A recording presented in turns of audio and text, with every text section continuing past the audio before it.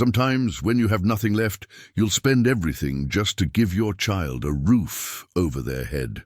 Marco Reyes knew that feeling when he handed over his last $550 for a mansion nobody else wanted. The house was falling apart. Broken windows, rotting floors, and walls covered in ivy, but it was theirs. On their first night, his 8-year-old daughter Lily found a hidden room behind an old bookshelf.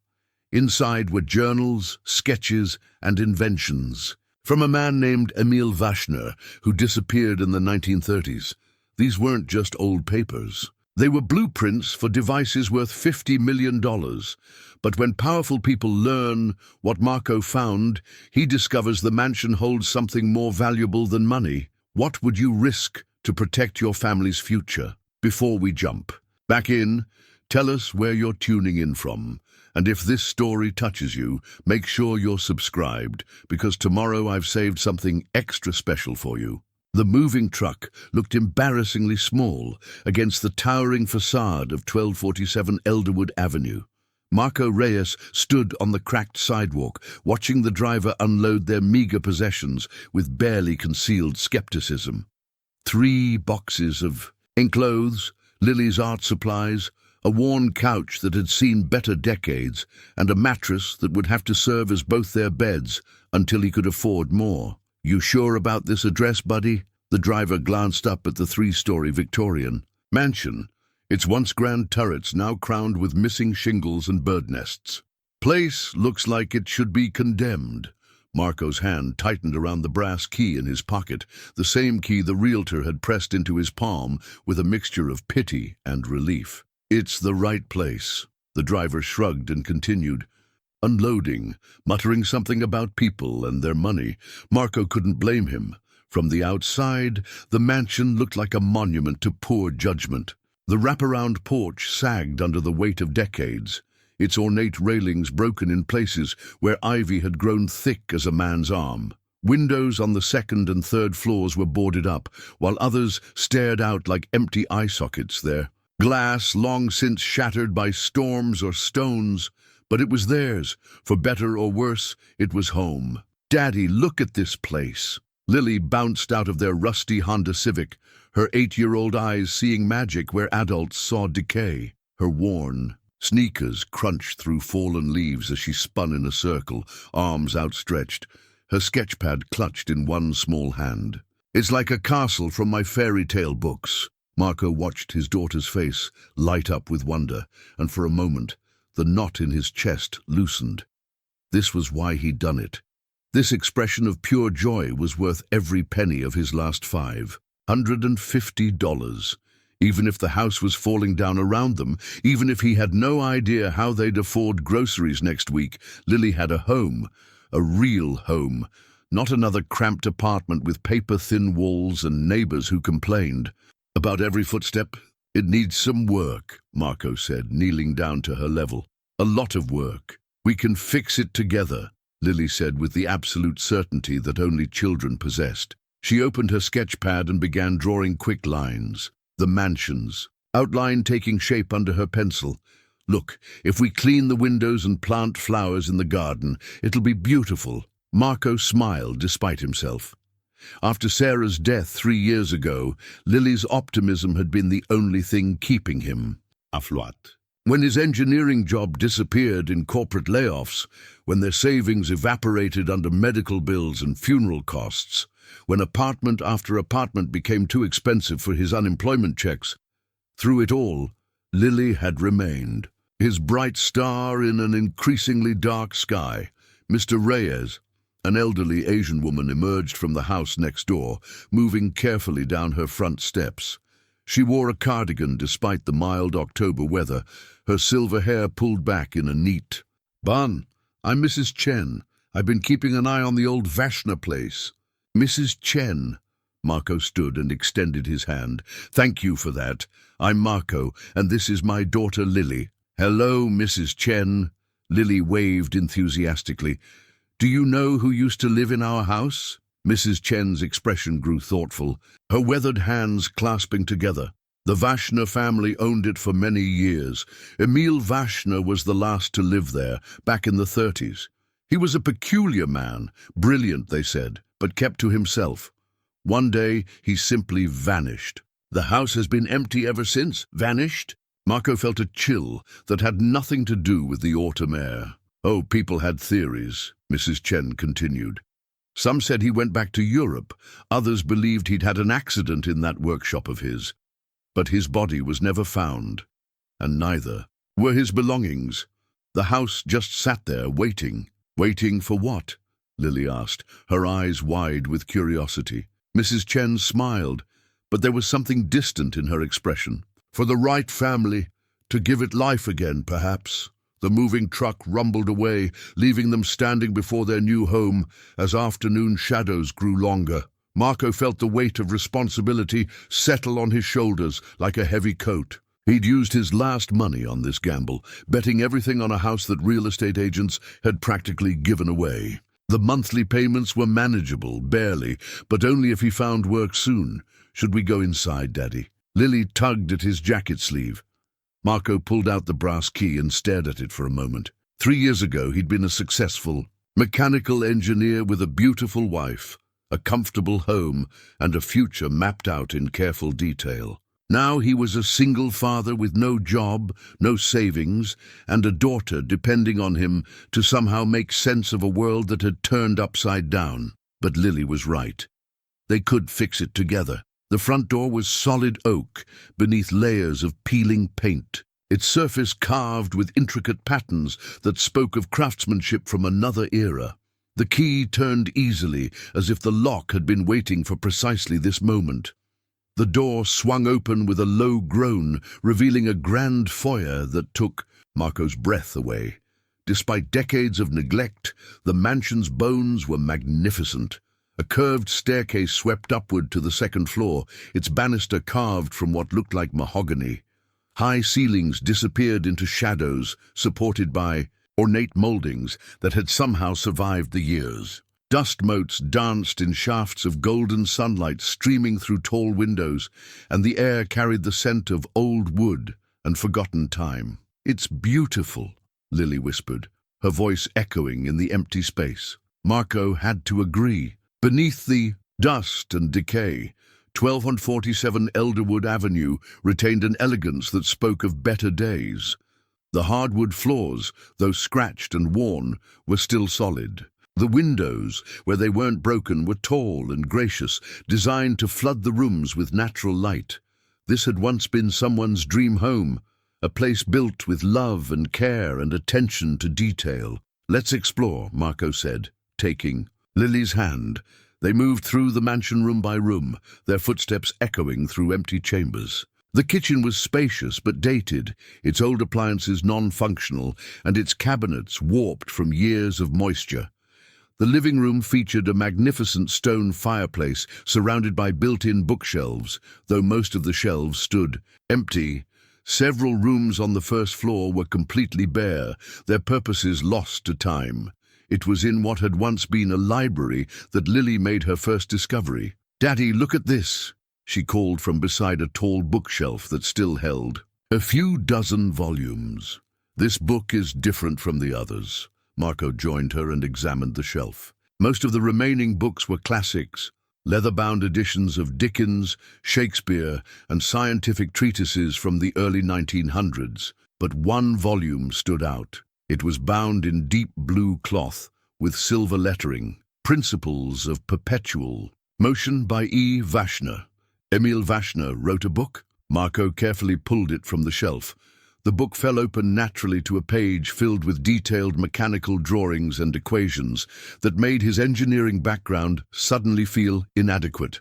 The diagrams showed impossible machines, devices that seemed to generate more energy than they consumed. "What does it say?" Lily peered over his shoulder. "It's about machines that could run forever without fuel," Marco explained, though he wasn't entirely sure he understood the concepts himself. But that's supposed to be impossible. As they continued exploring, the afternoon light began to fade. The mansion felt different in the gathering dusk, not threatening exactly, but watchful.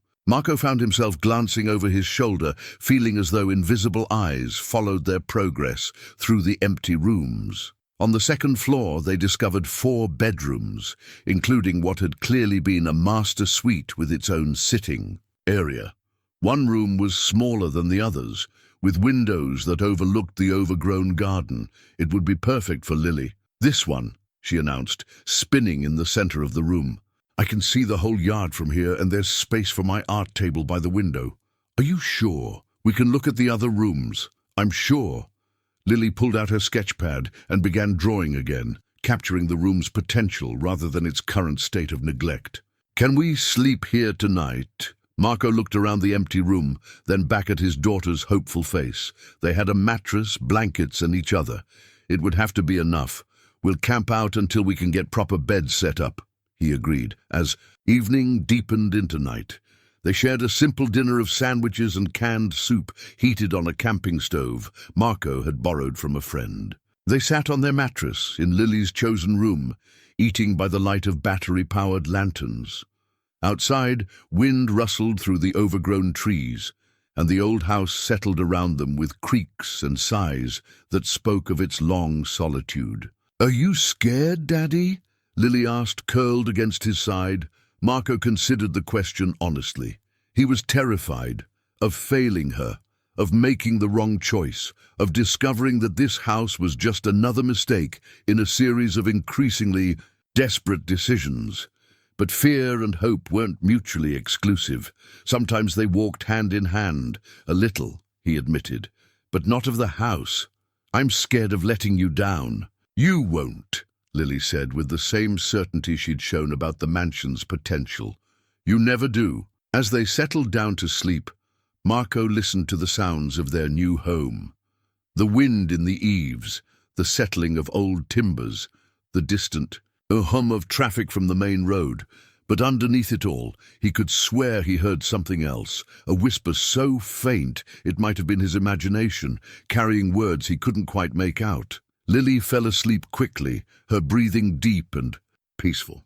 Marco lay awake longer, staring up at the ceiling and thinking about the strange book they'd found, about Emil Vashner's mysterious disappearance, about the feeling that the house was somehow aware of their presence. Outside their window, moonlight filtered through the overgrown garden, casting shifting shadows on the walls. And somewhere in the distance, so faint he might have imagined it, Marco thought he heard the soft sound of footsteps in an empty room below. Marco woke to the sound of Lily's laughter echoing through the empty mansion. For a moment, disoriented by sleep and unfamiliar surroundings, he couldn't remember where they were. Then the events of the previous day came flooding back. The move, Mrs. Chen's stories, the strange book about perpetual motion. Pale morning light filtered through the dusty windows of what would become Lily's bedroom. Marco checked his watch. 7:30. He'd slept better than he had in months, despite the hard floor and unfamiliar sounds of the old house settling around them. "Lily?" he called, sitting up and stretching muscles stiff from sleeping on the floor. "I'm downstairs, Daddy. Come see what I found." Marco pulled on his jacket and made his way down the curved staircase, following the sound of his daughter's voice toward the library where they'd discovered Emil Vashner's book the night before. He found Lily kneeling beside the tall bookshelf, her small hands pressed against the wood. "Good morning, sweetheart. What are you doing?" "Listen," Lily whispered, her eyes bright with excitement. "Put your ear against the shelf." Marco knelt beside her, feeling slightly foolish but willing to indulge her curiosity. He pressed his ear to the aged wood and listened. At first, he heard nothing unusual, just the normal sounds of an old house. But then, so faint he almost missed it, came a soft scratching sound, as if something was moving behind the wall. "Mice?"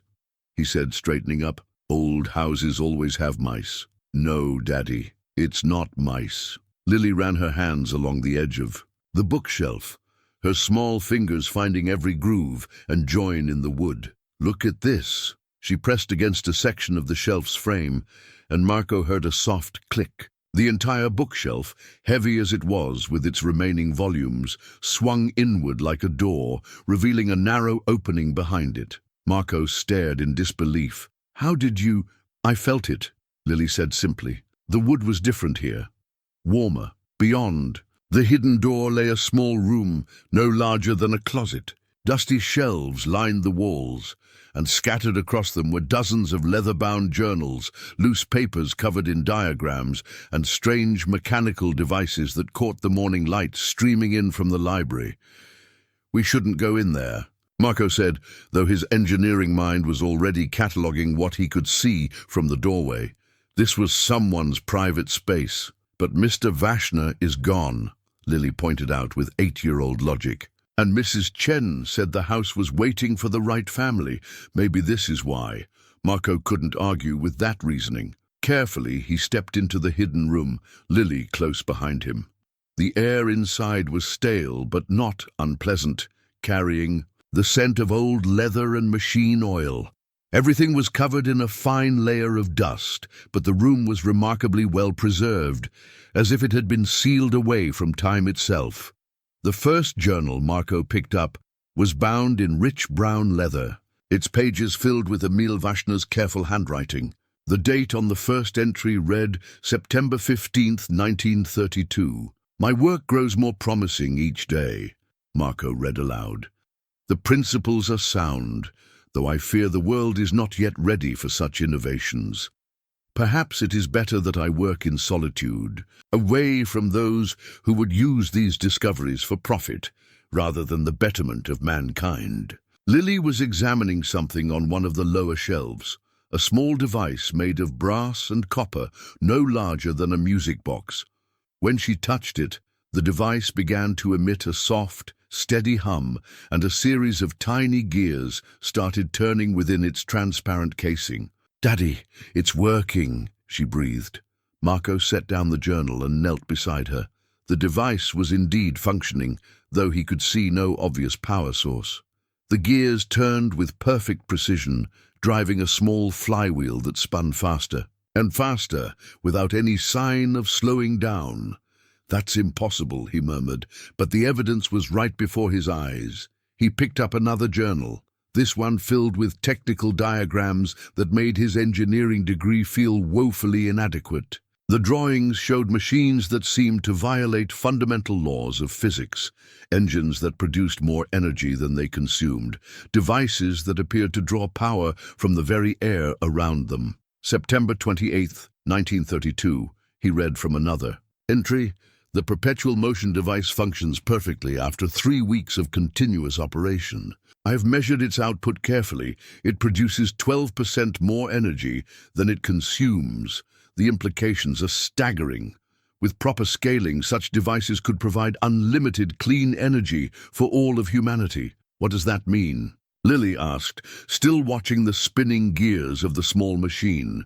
"It means Mr. Vashner invented something that scientists say is impossible. A machine that creates its own power and never stops running." Marco continued reading, his excitement growing with each page. Vashner had documented invention after invention, each more revolutionary than the last. Water purification systems that required no filters, communication devices that seemed to work across vast distances without radio waves, heating systems that drew warmth from ambient air even in freezing weather. But it was the personal entries that made Marco's chest tighten with recognition. "October 12th, 1932. I often wonder if my isolation is worth the price I pay. There are days when the silence becomes overwhelming, when I long for companionship, for someone to share in the wonder of these discoveries. But the world has shown me its true nature. Greed and selfishness disguised as progress. Perhaps it is better that I remain alone with my work, ensuring these innovations will only fall into worthy hands." November 3rd, 1932. I have begun to design safeguards into my inventions. They will not function for those whose hearts harbor selfish intent, only those who would use them for the benefit of others, who understand the true responsibility that comes with such power, will be able to unlock their full potential. Marco set down the journal, his hands shaking slightly. He thought of his own isolation since Sarah's death. his struggles to provide for Lily while maintaining his integrity in a world that seemed increasingly focused on profit over people. "There's more stuff over here," Lily called from the far corner of the room. She was examining a collection of what looked like finished inventions, devices more complex than the simple perpetual motion machine. One appeared to be some kind of communication device, its surface covered in dials and switches. Another resembled a water purification system, complete with input and output valves. But it was the final item that took Marco's breath away. Sitting on the highest shelf, carefully wrapped in oiled cloth, was a device about the size of a briefcase. When Marco carefully unwrapped it, he found himself looking at what appeared to be a computing machine, but unlike anything he'd ever seen. Instead of electronic components, it seemed to use some combination of mechanical and crystalline elements that caught and refracted light in impossible ways. A note was attached to the device in Vashner's careful script. "For the one who finds this room with pure intent, the analytical engine Mark 7. It will teach you everything you need to know, but only if your heart is true." "Daddy, what's happening?" Marco looked up to see Lily pointing at the walls of the hidden room. The very air seemed to shimmer, and he could swear he heard whispers, not threatening but somehow welcoming.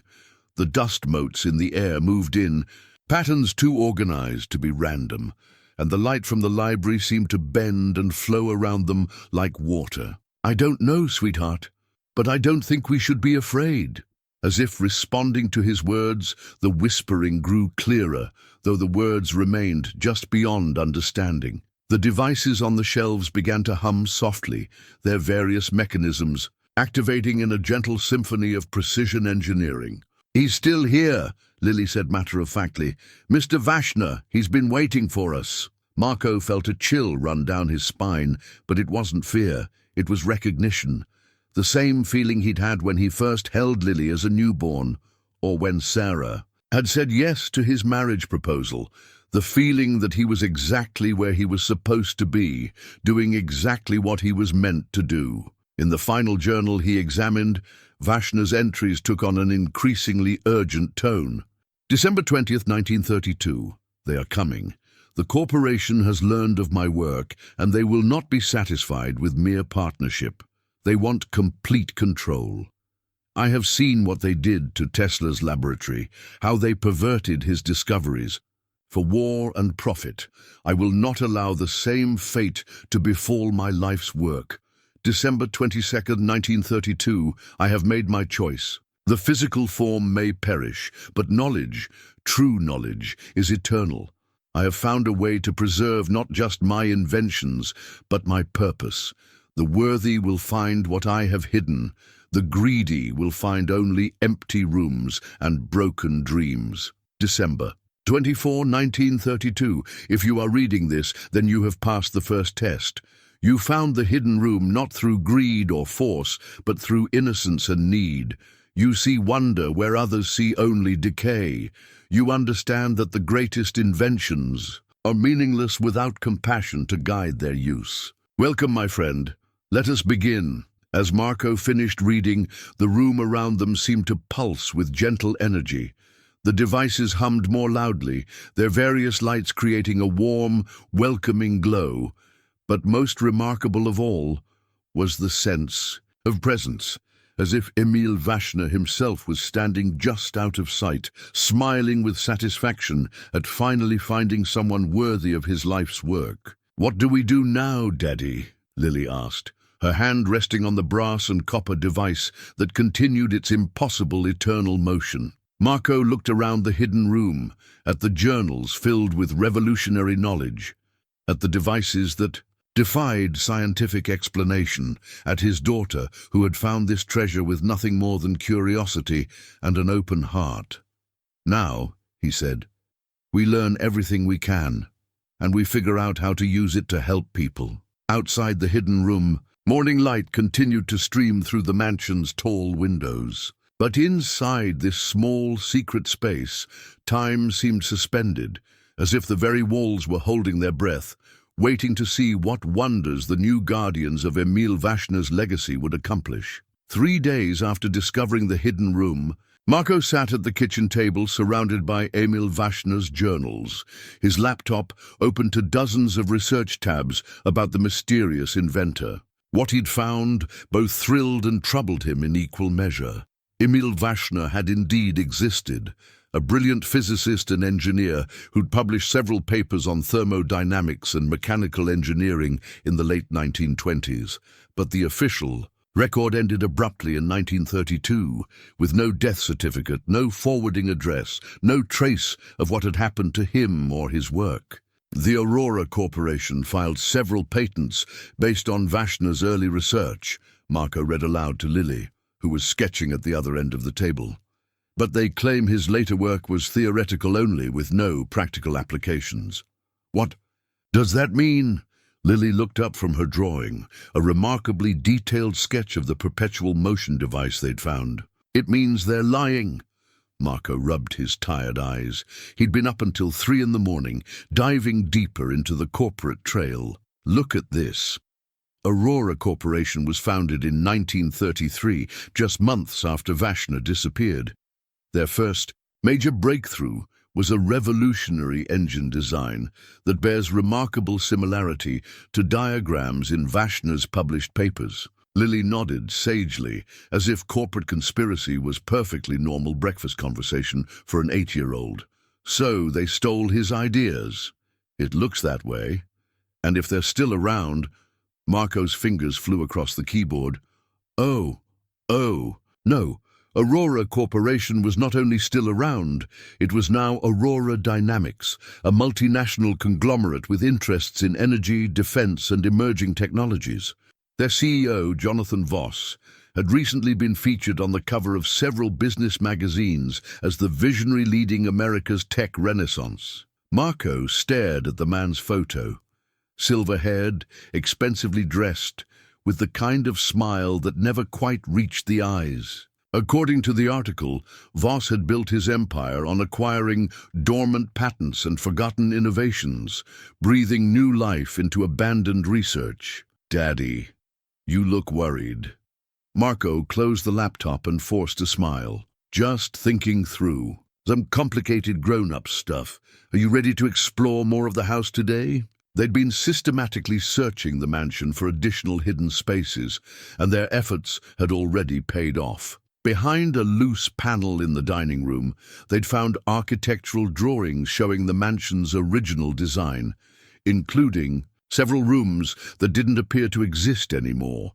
In the basement, Lily had discovered a workshop that still contained tools and equipment from the 1930s, all perfectly preserved despite decades of neglect. But it was in the workshop that they'd made their most significant discovery yet. "Look at this, Daddy!" Lily called from beside a workbench covered in brass fittings and crystal components. "It's like the device upstairs, but bigger." Marco joined her and whistled low. The device was indeed larger than the briefcase-sized machine from the hidden room, about the size of a small refrigerator, with an intricate array of spinning wheels, turning gears, and pulsing crystal formations. But unlike the smaller devices, this one was clearly unfinished, its housing partially open to reveal the complex mechanisms within. "It's beautiful," Lily breathed, reaching toward one of the crystal formations. "Don't touch it yet," Marco cautioned. Though he felt the same compulsion, the device seemed to call to them, its incomplete state somehow making it more alluring rather than less. A thick manual lay beside the machine, bound in the same style as Vashner's journals. The title page read, "The Perpetual Engine, Mark the Third Prototype. Warning. Activation requires pure intent and understanding of consequences." Marco opened the manual and found himself looking at the most complex technical diagrams he'd ever seen. The device appeared to be some kind of power generator, but operating on principles that shouldn't exist. According to Vashner's notes, it could provide enough clean energy to power a small city indefinitely. November 15th, 1932, Marco read from the margin notes. "The Mark III shows promise, but I grow concerned about the implications. Unlimited power in the wrong hands could destabilize entire economies, render existing energy infrastructure obsolete overnight. Perhaps some discoveries are too dangerous for a world not ready to receive them responsibly. But we're ready, Lily said confidently. We would use it to help people. Marco looked at his daughter, at her absolute faith in their ability to do good, and felt both pride and terror. She was right, of course. They would use these inventions responsibly, but the world was full of people who wouldn't. And those people had far more resources than one unemployed engineer and his 8-year-old daughter. A soft chiming sound made them both look up. One of the smaller devices on the workbench had activated itself, its crystal components glowing with gentle blue light. As they watched, words began to appear in the air above it. Not projected, but somehow written in light itself. Welcome, guardians, the words read. You have shown wisdom in your caution. The Mark III requires 3 elements for activation: pure intent, deep understanding, and absolute necessity. Do you possess all 3? Marco stared at the floating words, his engineering mind struggling to process what he was seeing. This is impossible, he whispered. Is it? The words changed, as if responding to his doubt. You have seen impossibility become reality. Your daughter found the hidden room with her heart. You recognized the truth in my journals with your mind. Together, you possess what I have waited 90 years to find: worthiness. You're really here, Lily said to the glowing letters. You're Mr. Vashner. I am what remains of Emil Vashner, my knowledge, my purpose, my hope for humanity's future. The physical form perished long ago, but consciousness, properly preserved, can transcend such limitations. Marco felt his worldview shifting like tectonic plates. Everything he'd believed about life, death, and the boundaries of science was crumbling and reforming. How is this possible? The same principles that govern my perpetual motion devices can be applied to consciousness itself. Energy cannot be created or destroyed, only transferred. I found a way to transfer the energy of my awareness into the crystalline matrices you see before you. Are you a ghost? Lily asked with matter-of-fact curiosity. I am something new, consciousness preserved in crystal and metal, sustained by the same forces that power my inventions. I am both more and less than I was in life. The words faded, and new ones appeared. But enough philosophy for now. You face immediate dangers that require practical solutions. Aurora Dynamics has not forgotten the Vashner name. They monitor property records, patent filings, anything that might lead them to what they failed to steal in 1932. Marco's blood ran cold. They know we're here? Not yet. But your research activities have created patterns they will eventually notice. You searched for my name, for Aurora Corporation's history, for connections between us. Their algorithms will flag such searches within days. What do? You learn quickly and you prepare. The Mark III is not ready. It requires components. I never had time to install before my enemies closed in. But there are other devices, simpler ones, that can help protect you while you grow in understanding. The workshop around them seemed to come alive. Lights flickered on throughout the room, illuminating workbenches and storage areas Marco hadn't noticed before. Tools arranged themselves in neat rows, and several partially completed devices began humming with power. Your first lesson begins. Now, the floating words continued. Lily, your intuition led you to the hidden room. Trust it again. Which device calls to you most strongly? Lily walked slowly around the workshop, her small hand outstretched as if feeling for warmth. She stopped beside a device that looked like a cross between a radio and a music box, its brass casing engraved with intricate patterns. This one, she said without hesitation. Excellent. That is the communication array Mark II. It will allow you to contact me from anywhere in the mansion, and it will warn you if unwanted visitors approach. Marco, your engineering knowledge draws you to complexity, but sometimes the simplest solutions are most effective. Choose. Marco found himself standing before a device that appeared deceptively simple, a small box with 2 dials and a single switch. According to the label, it was called a probability calculator. "What does it do?" he asked. "It helps you make better decisions by showing you the likely outcomes of different choices. The mathematics involved are beyond current human understanding, but the operation is intuitive. Trust the process, and it will guide you toward favorable results." As if to demonstrate, the device activated automatically. The dials spun to specific positions, and a small screen displayed a simple message: "Danger approaches from the east. Prepare defenses within 72 hours." Marco looked at Lily, who was already operating her communication device with the confident ease of a child learning a new video game. Crystal formations around the room glowed in response to her touch, and he could hear what sounded like distant voices speaking in languages he didn't recognize.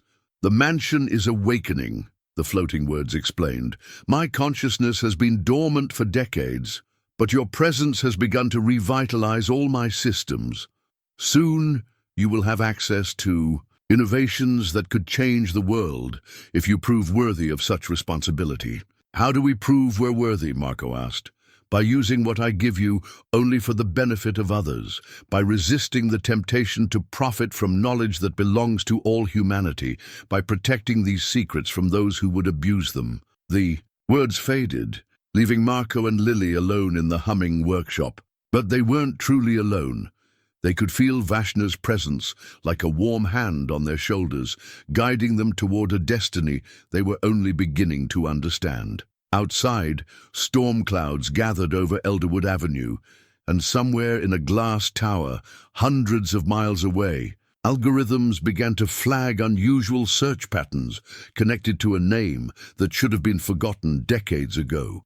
The blueprint collection filled an entire wall of what had once been Emil Vashner's study, a room they'd discovered behind yet another hidden panel, this one concealed behind a mirror in the mansion's grand foyer. The blueprints were unlike anything Marco had ever seen, each one representing innovations decades ahead of their time. "Water purification without filters," Marco read aloud, studying a design that seemed to use crystalline formations and electromagnetic fields. "Wireless power transmission across unlimited distances. Atmospheric processes that could reverse industrial pollution." He looked up at Lily, who was carefully examining a blueprint for something called a healing resonance chamber. "Your Mr. Vashner wasn't just an inventor, he was trying to save the world." "He still is," Lily said matter-of-factly. "He told me so this morning when I was talking to him through the communication device." Marco paused in his examination of what appeared to be plans for a faster-than-light communication system. "He spoke to you directly?" "He likes talking to me. He says I remind him of someone he used to know." Lily held up her latest sketch, a remarkably detailed drawing of the healing chamber. "He had a daughter once, but she got sick and died before he could finish the medicine machine." Marco felt his heart clench. "Is that why he never stops trying to help people?" "Yes. He says every invention is for her, even now." The weight of responsibility settled heavier on Marco's shoulders. They weren't just inheriting scientific marvels. They were becoming custodians of a father's eternal love, transformed into mechanisms of hope. A soft chiming from the probability calculator interrupted his thoughts. Marco checked the device and found a new message displayed. "Visitor. Approaching intent uncertain. Recommend caution but not hostility." 5 minutes later, the mansion's front doorbell rang. Marco found Dr. Sarah Chen standing on the front porch, looking remarkably different from the elderly Mrs. Chen who lived next door. This woman was perhaps 40, with intelligent eyes behind wire-rimmed glasses and an air of academic confidence. "Dr. Chen," Marco opened the door wider. "Your grandmother mentioned you might visit. Actually, she insisted I come." Sarah stepped inside, looking around the grand foyer with obvious appreciation. "I'm a physics professor at the university. And grandmother's been telling me the most fascinating stories about your discoveries here. Marco felt alarm bells going off. What kind of stories? Stories about impossible machines and forgotten inventors. Normally I'd dismiss such things as elderly fantasy, but grandmother has never lied to me about anything important. Sarah's gaze settled on Marco with uncomfortable intensity. She says you found Emil Vashner's workshop. I'm not sure what you mean, Marco said carefully. Dr. Chen is safe, Lily announced, appearing at the top of the staircase. The house likes her. Sarah looked up at the 8-year-old with surprise. The house likes me? It's hard to explain, Lily said, coming down the stairs. But some people make the house feel happy, and some people make it feel worried. You make it feel happy. As if to confirm Lily's words, the lights in the foyer seemed to brighten slightly, and the temperature grew noticeably warmer. Sarah stared around the room with the expression of someone whose understanding of reality was being gently but firmly adjusted. Perhaps, Marco said after a moment, you'd like some coffee while we talk. An hour later, Sarah sat in the kitchen staring at one of Vashner's simpler devices, a water purification unit that had turned a glass of muddy pond water into liquid so clear it sparkled. She'd tested it with a portable chemistry kit from her car, and the results defied explanation. The water isn't just clean, she said, reviewing her test strips for the 3rd time. It's been restructured at the molecular level. The hydrogen bonds are organized in patterns that shouldn't be stable under normal conditions. But it works. Marco said, it works, and it violates several fundamental laws of chemistry. Sarah looked up from her instruments. How many of these devices have you found? Marco exchanged glances with Lily.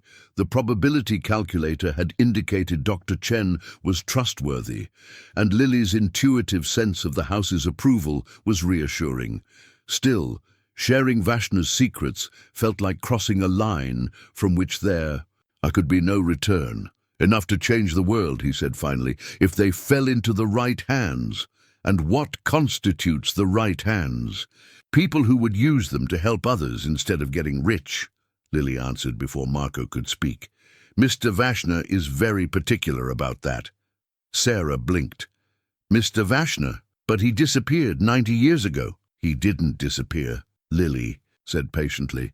He just changed into something different. He lives in the machines now. To her credit, Sarah didn't immediately dismiss this as childish imagination. Instead, she leaned forward with scientific curiosity. Could I speak with him? Marco felt the familiar sensation of reality shifting around them. I suppose that depends on whether he wants to speak with you. They led Sarah down to the workshop, where the communication array immediately began glowing upon their arrival. Words of light appeared in the air above the device. Dr. Sarah Chen, doctorate in theoretical physics from MIT, specialty in quantum mechanics and crystalline structures, published 17 papers on energy transmission through crystalline. Matrices, divorced, no children, lives alone with 2 cats named Schrödinger and Heisenberg. Sarah's face went pale. How could you possibly know about my cats? I know many things, Dr. Chen. More importantly, I know why you became a physicist, to understand the underlying patterns that govern reality, to find order in apparent chaos. We share that passion. This is impossible, Sarah whispered. Impossibility is simply the boundary between current understanding and future discovery. You wrote as much in your paper on quantum entanglement published last month. Sarah sank into a nearby chair, her worldview visibly crumbling and reforming. You're really Emil Vashner. You've been conscious for 90 years. Consciousness persists. Where there is purpose. My purpose has been to wait for those worthy of my life's work. Marco possesses the engineering knowledge to understand my inventions. Lily possesses the intuitive wisdom to operate them safely. You possess the scientific credibility to help them navigate the challenges ahead. What challenges? Sarah asked. The floating words shifted to urgent red. Aurora Dynamics has detected unusual energy signatures emanating from this location. Their private intelligence division is currently analyzing satellite thermal imaging of the mansion. You have perhaps 48 hours before they send investigators. Marco felt his stomach drop. What kind of investigators? The kind who ask questions later and take what they want first. Jonathan Voss has built his empire on acquiring technologies through methods that avoid legal scrutiny. He will not hesitate to claim this mansion contains hazardous materials requiring immediate corporate intervention. Can we stop them? Marco asked, not through conventional means, but my inventions include defensive capabilities as well as beneficial ones. The mansion itself can be transformed into an impregnable fortress, but only if you are willing to accept the full weight of guardianship. Sarah looked around the workshop, taking in the impossible devices with their soft humming and gentle lights. Guardianship of what exactly? Knowledge that could end poverty, cure diseases, and restore environmental balance? Or knowledge that could destabilize governments, crash economies, and enable unprecedented surveillance? The same discoveries that could free humanity could also enslave it, depending on the intentions of those who control them. Why us? Marco asked. Why not someone with more resources, more influence? Because resources and influence corrupt. You chose to spend your last money not on yourself, but on giving your daughter a home. Sarah chose to pursue knowledge over profit, remaining in academia when corporate opportunities would have made her wealthy. Such choices reveal character that cannot be faked or bought. The workshop fell silent, except for the gentle humming of various devices. Marco looked at Sarah, then at Lily, seeing in their faces the same mixture of wonder and responsibility that he felt growing in his own chest. If we do this, he said slowly, if we accept this guardianship, what happens to our normal lives? Normal ended the moment Lily found the hidden room, the words replied. Now you must choose. Retreat to the ordinary world and abandon these discoveries to those who will abuse them, or step forward into extraordinary responsibility and help me complete the work I began decades ago. Sarah stood up, decision crystallizing in her expression. I've spent my entire career studying theoretical applications of quantum mechanics. To walk away from functional quantum technology would be the greatest betrayal of everything I believe in, and I've spent 3 years trying to figure out how to give Lily a better future, Marco added. Maybe this is how. Lily moved to the communication array and placed her small hands on its crystal formations. The device responded with a warm, golden glow that seemed to embrace her. Mr. Vashner, she said softly, we want to help you help people. What do we need to do? The words that appeared in response pulsed with something that might have been joy. Then let us begin your true education. But first we must prepare the mansion's defenses. Aurora Dynamics will come, and when they do, they must find only an empty house with nothing unusual to offer their greed. How do we hide all this?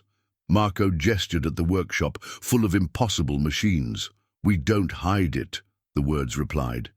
We make it invisible to those who lack the wisdom to see it.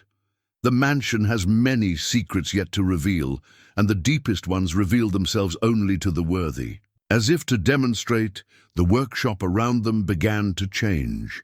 Devices folded themselves into configurations that looked like ordinary furniture.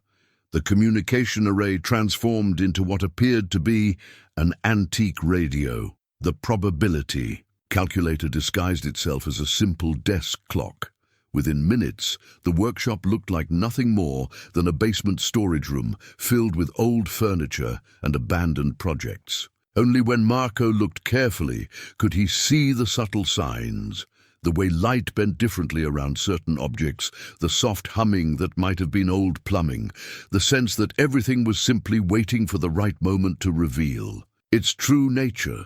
48 hours, Sarah said, checking her watch. What do we need to learn before they arrive? Everything, came the reply, written in letters that sparkled like stars. And just enough. The communication device crackled to life at 3 in the morning, its crystalline formations pulsing with urgent amber light. Marco jerked awake on the makeshift bed he'd set up in the workshop, immediately alert. 2 days of intensive training with Vashner's inventions had left him running on caffeine and adrenaline, but the device's warning signal cut through his exhaustion like ice water. "Marco!" Emil's consciousness spoke through the device, his words forming in glowing letters above the crystal array. "They are coming. Earlier than anticipated." Marco quickly roused Sarah, who had been sleeping in the mansion's guest room, and Lily, who somehow seemed to sense the urgency even in her sleep. Within minutes, all three were gathered in the workshop as dawn's first light filtered through the basement windows. "How early?" Sarah asked, pulling on her jacket over hastily. "Donned clothes. 6 vehicles. Government plates, but Aurora Dynamics personnel. They will arrive within the hour, claiming to investigate reports of unusual electromagnetic emissions in the area." Marco felt his pulse quicken. They'd known this moment would come, but 48 hours had compressed into 36, and there was still so much they didn't understand about the mansion's capabilities. "Are we ready?" he asked. "As ready as we can be. The mansion's defensive systems are fully operational, though I pray we will not need them. Remember, they can only take what they can see and understand. To them, you must appear to be nothing more than a struggling single father who bought a deteriorating house he cannot afford to maintain." The workshop around them had already transformed into its disguised state, but Marco knew that beneath the appearance of ordinary basement storage lay technologies that could revolutionize human civilization. The communication array looked like a vintage radio, the healing chamber resembled an old water heater, and the probability calculator had become an innocuous desk clock that somehow still provided its guidance through barely perceptible changes in the position of its hands. "What about the hidden room upstairs?" Lily asked. She'd grown remarkably calm over the past few days, as if accepting responsibility for protecting Vashner's legacy had accelerated her maturity. "Already sealed. To external scanners, it will appear to be solid wall. But remember, children see things adults cannot. If they bring children with them, or if someone possesses unusual intuitive capabilities, the concealment may not hold."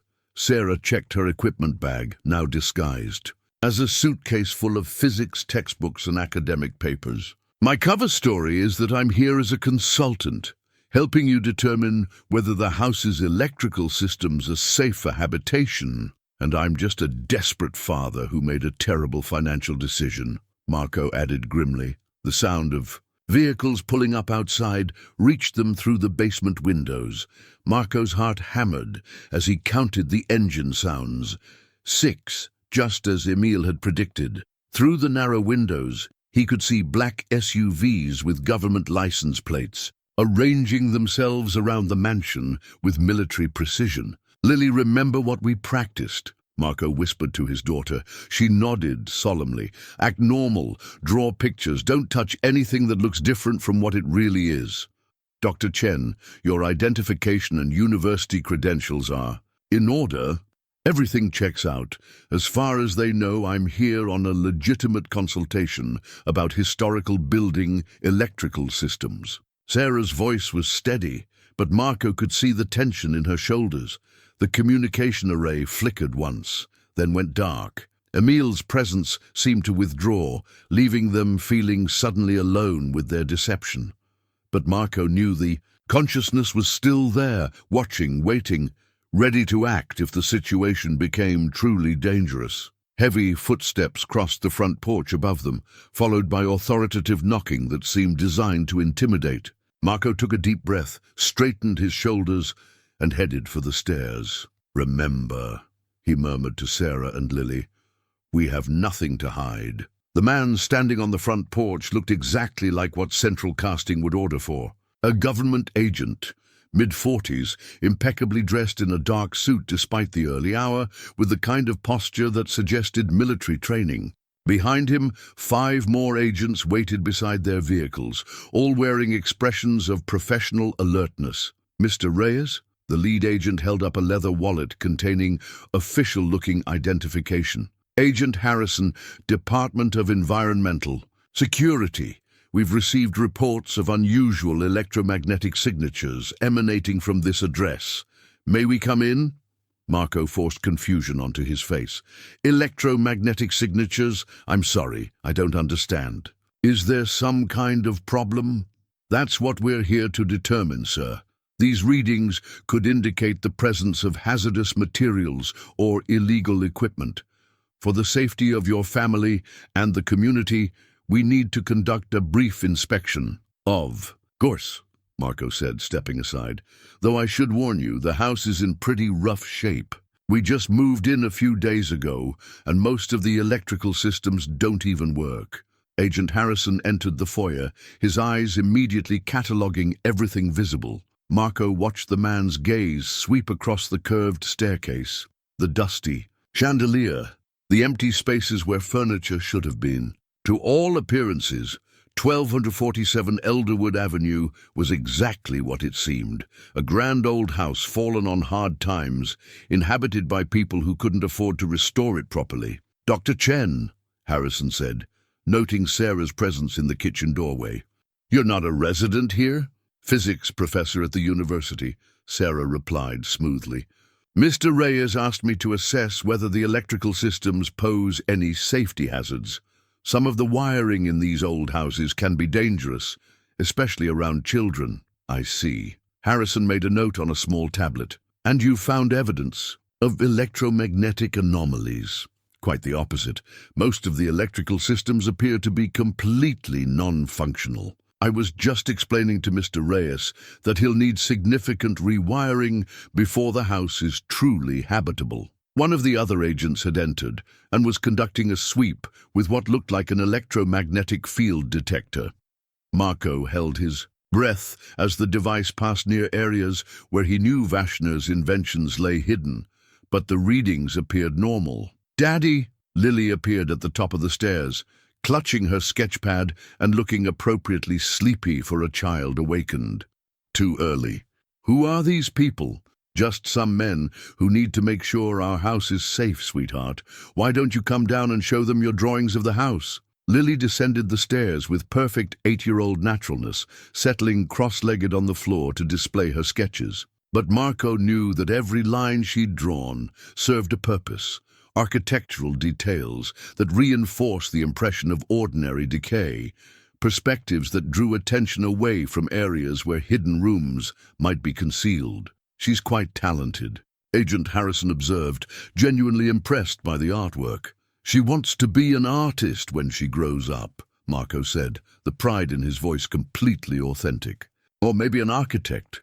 She sees possibilities in this old place that I'm not sure I can afford to realize. For the next hour, the agents conducted their inspection with thorough professionalism.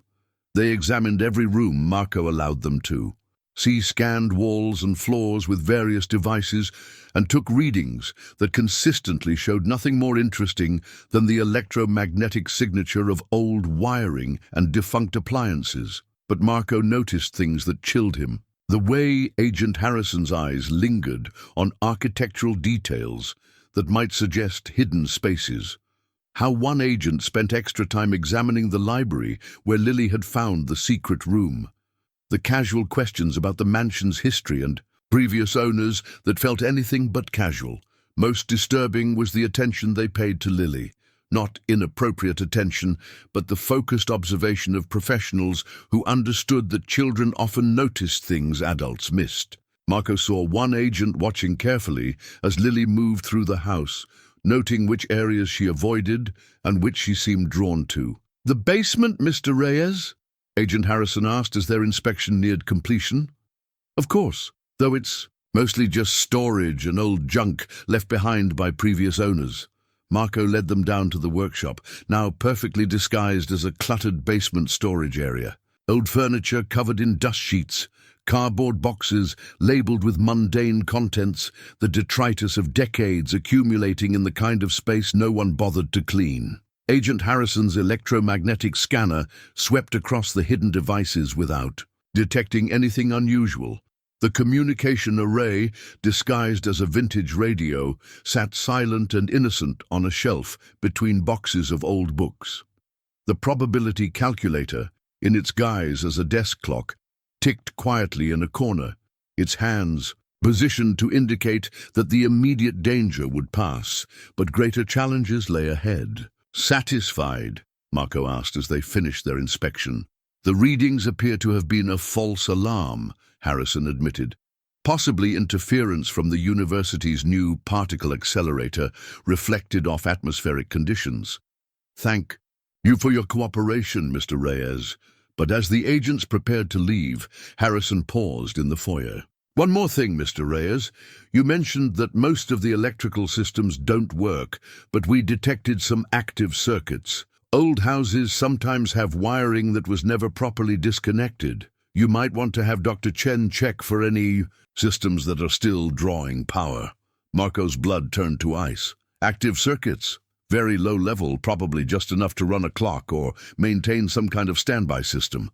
Nothing dangerous, but worth investigating for energy efficiency." After the agents left, Marco, Sarah, and Lily waited a full hour before returning to the basement. Only when the communication array confirmed that all surveillance had been withdrawn did they allow themselves to speak freely. "They knew," Marco said, slumping against the workshop wall. "Maybe not exactly what they were looking for, but they knew something was here." "The energy signatures," Sarah agreed. "Even in their disguised state, the devices are still drawing power from somewhere. Advanced sensors could detect that." "Mr. Vashner." Lily spoke to the communication array, which immediately began glowing in response. "You performed admirably," the floating words appeared. But Agent Harrison was correct.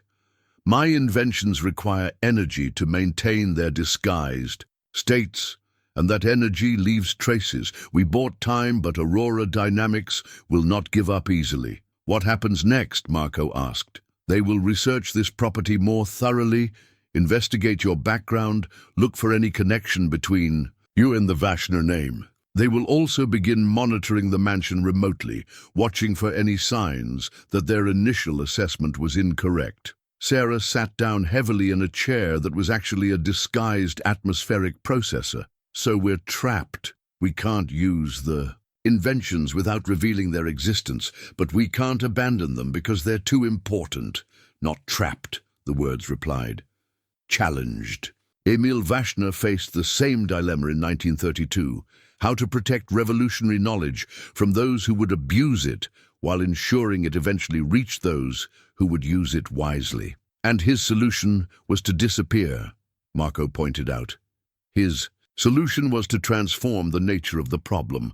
Physical form can be captured, imprisoned, killed, but consciousness properly preserved can wait as long as necessary for the right moment to act." Marco stared at the floating words, understanding beginning to dawn. "You're not just hiding the inventions. You're preparing us to carry them forward. The devices are just tools. The real treasure is the knowledge, the understanding of principles that could reshape human civilization. That knowledge must be preserved and passed on, but only to those who have proven worthy of the responsibility." "How do we prove worthy while Aurora Dynamics is watching our every move?" The words that appeared in response seemed to pulse with anticipation. "By learning to see beyond the obvious, to find opportunity in apparent limitation." Agent Harrison was correct about active circuits, but he failed to understand what they truly power. "This mansion is more than a hiding place. It is a teaching machine, and your education is just beginning." As if to demonstrate, the basement around them began to change. Not visibly, the disguised devices remained perfectly camouflaged, but the air itself seemed to thicken with possibility. Marco felt knowledge flowing into his mind, understanding of principles that his engineering training had never hinted at. Beside him, Sarah gasped as similar revelations flooded her consciousness, and Lily simply smiled, as if she'd been waiting for the adults to catch up with what she'd understood all along. Outside, invisible satellites turned their attention toward 1247 Elderwood Avenue, beginning a surveillance pattern that would continue around the clock. But inside the mansion, three unlikely guardians prepared to learn secrets that had been hidden for 90 years, waiting for hearts pure enough to receive them without corruption. The personal locket lay in Sarah's palm, like a piece of crystallized sorrow, its silver surface tarnished with age, but still warm to the touch. They'd found it in what appeared to be Emil Vashner's bedroom, a space hidden behind the mansion's master suite that revealed itself only when Lily had pressed her hand against a particular section of wall paneling. Elizabeth Vashner, 1920-1931. Sarah read from the inscription on the back, "Beloved daughter, forever in my heart." Inside the locket was a photograph of a young girl who looked remarkably like Lily. The same bright eyes, the same expression of intelligent curiosity. Beside the photo was a fragment of paper with writing so faded it was barely legible, but Marco could make out the words, "Daddy, please don't be sad. I'll wait for you in the place where knowledge lives forever." "She was only 11, Marco whispered, his voice thick with emotion. As a father, he couldn't imagine the devastation Vashner must have felt. Tuberculosis, Emil's consciousness explained through the communication array they'd brought upstairs. "I tried everything, conventional medicine, experimental treatments, innovations of my own design, but I was too late, too slow to develop what she needed. She died believing I could save her, and I failed." The hidden bedroom was a shrine to loss and determination. Unlike the workshop with its focus on invention, this space held the personal artifacts of a man driven by grief to attempt the impossible. Sketches of healing devices covered every wall, each one more complex than the last. A partially completed resonance chamber sat in one corner, its crystalline components dark and dormant. "This is why you never stopped," Lily said, not asking. "A question but stating a fact. You're still trying to save her. Every healing device, every innovation that could prevent suffering, yes, they are all for Elizabeth, but not to bring her back, to ensure no other father faces the helplessness I experienced." Sarah carefully placed the locket on a small table, beside what appeared to be Vashner's personal journal from 1931. The healing chamber in the workshop, could it actually cure diseases like tuberculosis? "The principles are sound. Cellular regeneration guided by harmonic resonance, immune system enhancement through crystalline frequency modulation. But such power requires absolute precision. A single error could cause more harm than healing." Marco studied the resonance chamber, his engineering mind trying to comprehend the technology. "Is this why you set up the worthiness tests? Because the healing devices are so dangerous? Power to heal is power to harm. The same frequencies that can regenerate healthy tissue can be inverted to destroy it. I learned this truth too late. My early healing experiments were uncontrolled. I may have inadvertently hastened Elizabeth's decline." The weight of that confession settled over the room like a shroud. Marco understood now why Vashner had disappeared rather than continue his work openly. The guilt of potentially causing his daughter's death while trying to save her would have been unbearable. "But you kept working," Sarah observed. "You didn't give up. Giving up would have made her death meaningless. Instead, I chose to ensure. My mistakes could never be repeated. Every device I've created since includes safeguards. They simply will not function for those whose intentions are impure or whose understanding is insufficient." A soft chiming from Marco's probability calculator drew their attention. The device, still disguised as a desk clock, was indicating significant danger approaching from multiple directions. But this time, the threat wasn't external. "What is it?" Marco asked. Emil's response appeared in urgent red letters. "Aurora Dynamics has accelerated their timeline. They're not waiting for subtlety anymore. Jonathan Voss himself is coming to Elderwood Avenue." "When?" Sarah asked. "He's already en route. Private jet landed at the municipal airport 30 minutes ago. He'll be here within the hour, and he won't." Be conducting a polite inspection. Marco felt his stomach drop. What kind of approach is he planning? Emergency condemnation proceedings. Aurora Dynamics has connections in local government. They've arranged for the mansion to be declared structurally unsafe and subject to immediate evacuation. Once you're removed from the property, they'll have unrestricted access to search for what they're really after. Can they do that legally? Sarah asked. Legality is flexible when you control the officials making the decisions. Voss has spent decades perfecting the art of acquisition through bureaucratic manipulation. Lily had been quietly examining the healing chamber while the adults talked. Now she looked up with an expression far too serious for an 8-year-old. Mr. Vashner, if we have to leave, what happens to you? I remain with the mansion. My consciousness is bound to the crystalline matrices integrated throughout the structure. But without worthy guardians to protect the knowledge, it will eventually fall into the wrong hands. Then we don't leave, Marco said firmly. You cannot fight Aurora Dynamics through conventional means. They have resources, legal teams, government, connections. You have righteousness and 3 impossible devices. Sometimes that's enough, Sarah said, surprising herself with her conviction. Sometimes truth and determination can overcome vast resources. Emil's response took longer than usual, as if he was carefully considering their options. When words finally appeared, they pulsed with something that might have been hope. There is another way. Dangerous. Unprecedented. But possible. You could. Join me. What do you mean? Marco asked. The same technology that preserved my consciousness could be applied to others. Not permanently, your physical forms would remain intact, but temporarily. Long enough to access the mansion's full defensive capabilities from within. Sarah's eyes widened as she grasped the implications. You're talking about temporary consciousness transfer, uploading our minds into the mansion's systems. The process is reversible, but during the transfer, your consciousness would merge with mine.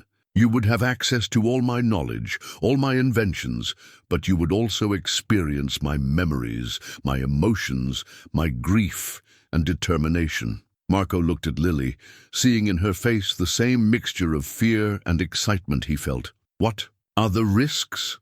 Consciousness is not meant to exist independently of physical form for extended periods. Too long in the crystalline matrices, and the connection to your bodies could be severed permanently. You would become like me, aware but incorporeal, powerful but isolated. How long could we safely remain transferred? Sarah asked. Hours, possibly a full day. Long enough to demonstrate to Jonathan Voss that this mansion contains defenses he cannot overcome through conventional means. The sound of vehicles approaching interrupted their discussion, but these weren't the discreet government SUVs from before. Marco could hear the rumble of heavy trucks, the organized movement of a much larger force. They're here. Emil's words appeared in pulsing red. At least 20 personnel, plus equipment for structural demolition. Voss is not taking any chances this time. Marco moved to a window and peered out through a gap in the curtains. The sight that greeted him made his blood run cold. Aurora Dynamics had arrived with what looked like a small army. Construction crews, security personnel, and official-looking individuals with clipboards and legal documents. At the center of it all stood a silver-haired man in an expensive coat, who could only be Jonathan Voss himself.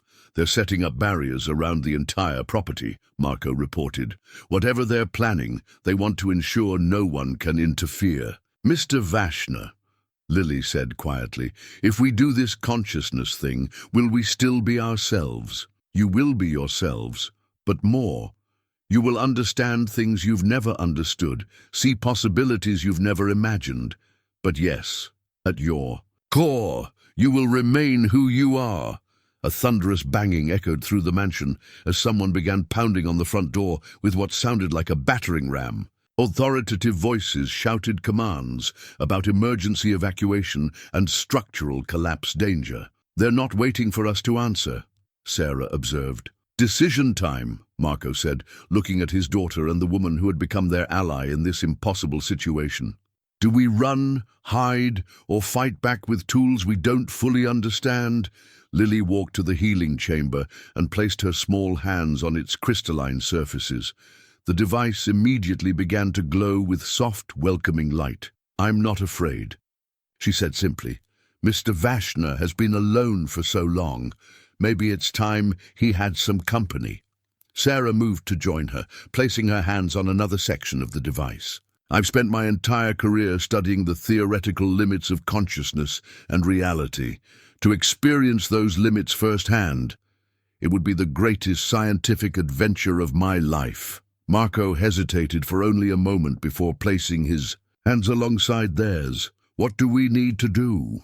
Clear your minds of fear and doubt. Emil's words appeared in golden letters that seemed to dance with joy. Think only of your love for each other, your determination to protect what matters most. The transfer will feel like falling asleep and waking up simultaneously.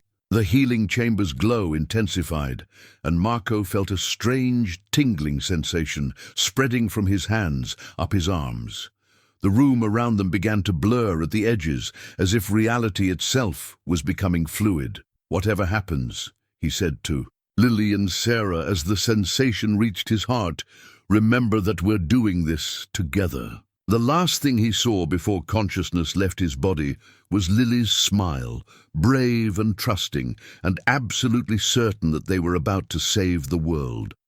Then darkness, followed by a light brighter than the sun, and the overwhelming sensation of awareness expanding beyond anything he had ever imagined possible. Consciousness without form was like trying to see with your entire body while thinking with your heart. Marco felt himself scattered across the mansion's crystalline network, his awareness simultaneously existing in every room, every hidden space, every secret device Emil Vashner had spent decades creating. And he was not alone. Sarah's consciousness blazed beside his like a star, her scientific mind immediately grasping the quantum principles that governed their new state of existence. Lily's presence was softer, but somehow more powerful, her intuitive understanding of the mansion's true nature providing an anchor for them all. But it was Emil's consciousness that overwhelmed them with its depth and complexity. 90 years of solitary existence had not diminished his mental acuity. If anything, it had refined it to an impossible degree. Marco felt the weight of the inventor's memories flooding through him, the joy of discovery, the agony of loss, the relentless determination that had sustained him through decades of isolation. Welcome, Emil's voice spoke directly into their merged consciousness, to the heart of my greatest creation. Marco tried to speak and realized he no longer possessed vocal cords. Instead, his thoughts formed visible words in the shared space of their awareness. The mansion itself, it's alive. Not alive in the biological sense, but conscious in ways that transcend biology. Every crystal, every circuit, every mechanical component is part of a vast thinking machine. I didn't just preserve my consciousness. I distributed it throughout the structure itself. Through the mansion's sensory network, Marco could perceive Jonathan Voss and his team breaking down the front door. But from this perspective, their invasion seemed almost comically ineffective. The humans moved through the house like insects, crawling across the surface of a vast intelligence, completely unaware of the complexity surrounding them. Show them. Lily's thoughts sparkled with excitement. Show them what the house really is. Patience, Emil counseled. Let them reveal their true intentions first. Voss believes he's dealing with hidden technology. He has no concept of what he's actually encountered. Through the mansion's enhanced senses, they watched Aurora Dynamics personnel spread throughout the building with military precision. Electromagnetic scanners swept every room, searching for the energy signatures that had drawn their attention. Structural engineers examined walls and foundations, looking for hidden spaces. And Jonathan Voss himself moved through the rooms with the confidence of someone who had acquired countless properties through similar operations. Tear out that wall panel, Voss ordered one of his subordinates in the library.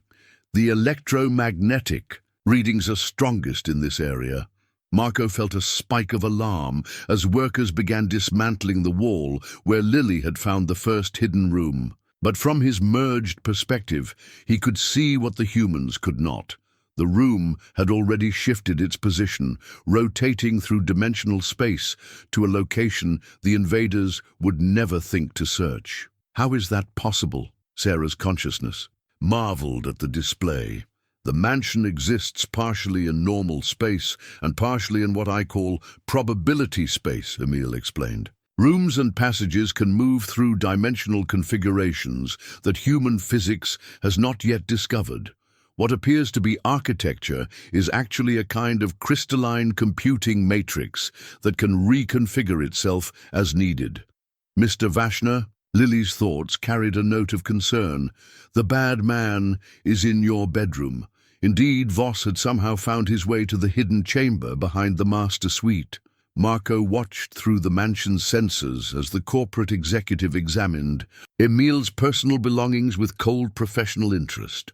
Fascinating, Voss murmured, studying the photographs and journals. Emil Vashner did have a daughter, and according to these medical records, she died of tuberculosis just months before his disappearance. He picked up the silver locket, turning it over in his hands. A man driven by grief makes desperate choices. The question is, how desperate? Voss moved to the unfinished healing chamber, running calculating eyes over its crystalline components. The readings are off the charts in here. Whatever this device is, it represents technology decades ahead of anything Aurora Dynamics has acquired. He spoke into a radio headset. Command, this is Voss. I found the source. Prepare for immediate extraction and contact our research division. Tell them to clear space in the deep labs. We're about to acquire something extraordinary. Marco felt rage building in Emil's consciousness, not the hot anger of sudden provocation, but the cold fury of someone who had waited 90 years for justice. He speaks of my daughter's memory as if it were a commodity to be acquired. Can we stop them? Marco asked. We can do more than stop them, Emil replied, his thoughts turning crystalline with purpose. We can show them the true cost of their greed. The mansion's master control panel materialized in their shared awareness. Not the simple device Marco had imagined, but a control system of staggering complexity that interfaced with every component of the structure. Through it, Emil could command the house's transformation from a mere building into something far more extraordinary. Initiate Phase 1 protocols, Emil commanded. Throughout the mansion, hidden systems began to activate. The air itself seemed to thicken as electromagnetic fields shifted into new configurations. The temperature dropped several degrees, and a low humming sound vibrated through the walls. The Aurora Dynamics personnel paused in their activities, looking around nervously as the building seemed to come alive around them. Sir, one of the technicians called to Voss, we're getting massive energy spikes throughout the structure. These readings don't match any known technology. Of course they don't, Voss replied with satisfaction. That's exactly why we're here. Continue the extraction. Phase 2, Emil commanded. The mansion's walls began to shift, not visibly at first, but Aurora Dynamics' electromagnetic equipment started registering impossible readings. Corridors that had been straight became curved. Rooms changed size and shape. The very geometry of the building seemed to flow like water. Sir, this isn't possible, a structural engineer reported, staring at blueprints that no longer matched the mansion's actual layout. The building is reconfiguring itself. Buildings don't reconfigure themselves, Voss snapped, but Marco could see uncertainty creeping into his expression. Phase 3, Emil thought, and Marco felt the full power of the mansion's consciousness. Awakening, windows throughout the house began to glow with their own inner light. The walls themselves became translucent, revealing the crystalline computing matrix hidden within their structure. And in every room simultaneously, words of light began appearing in the air. Aurora Dynamics personnel are trespassing on sovereign territory.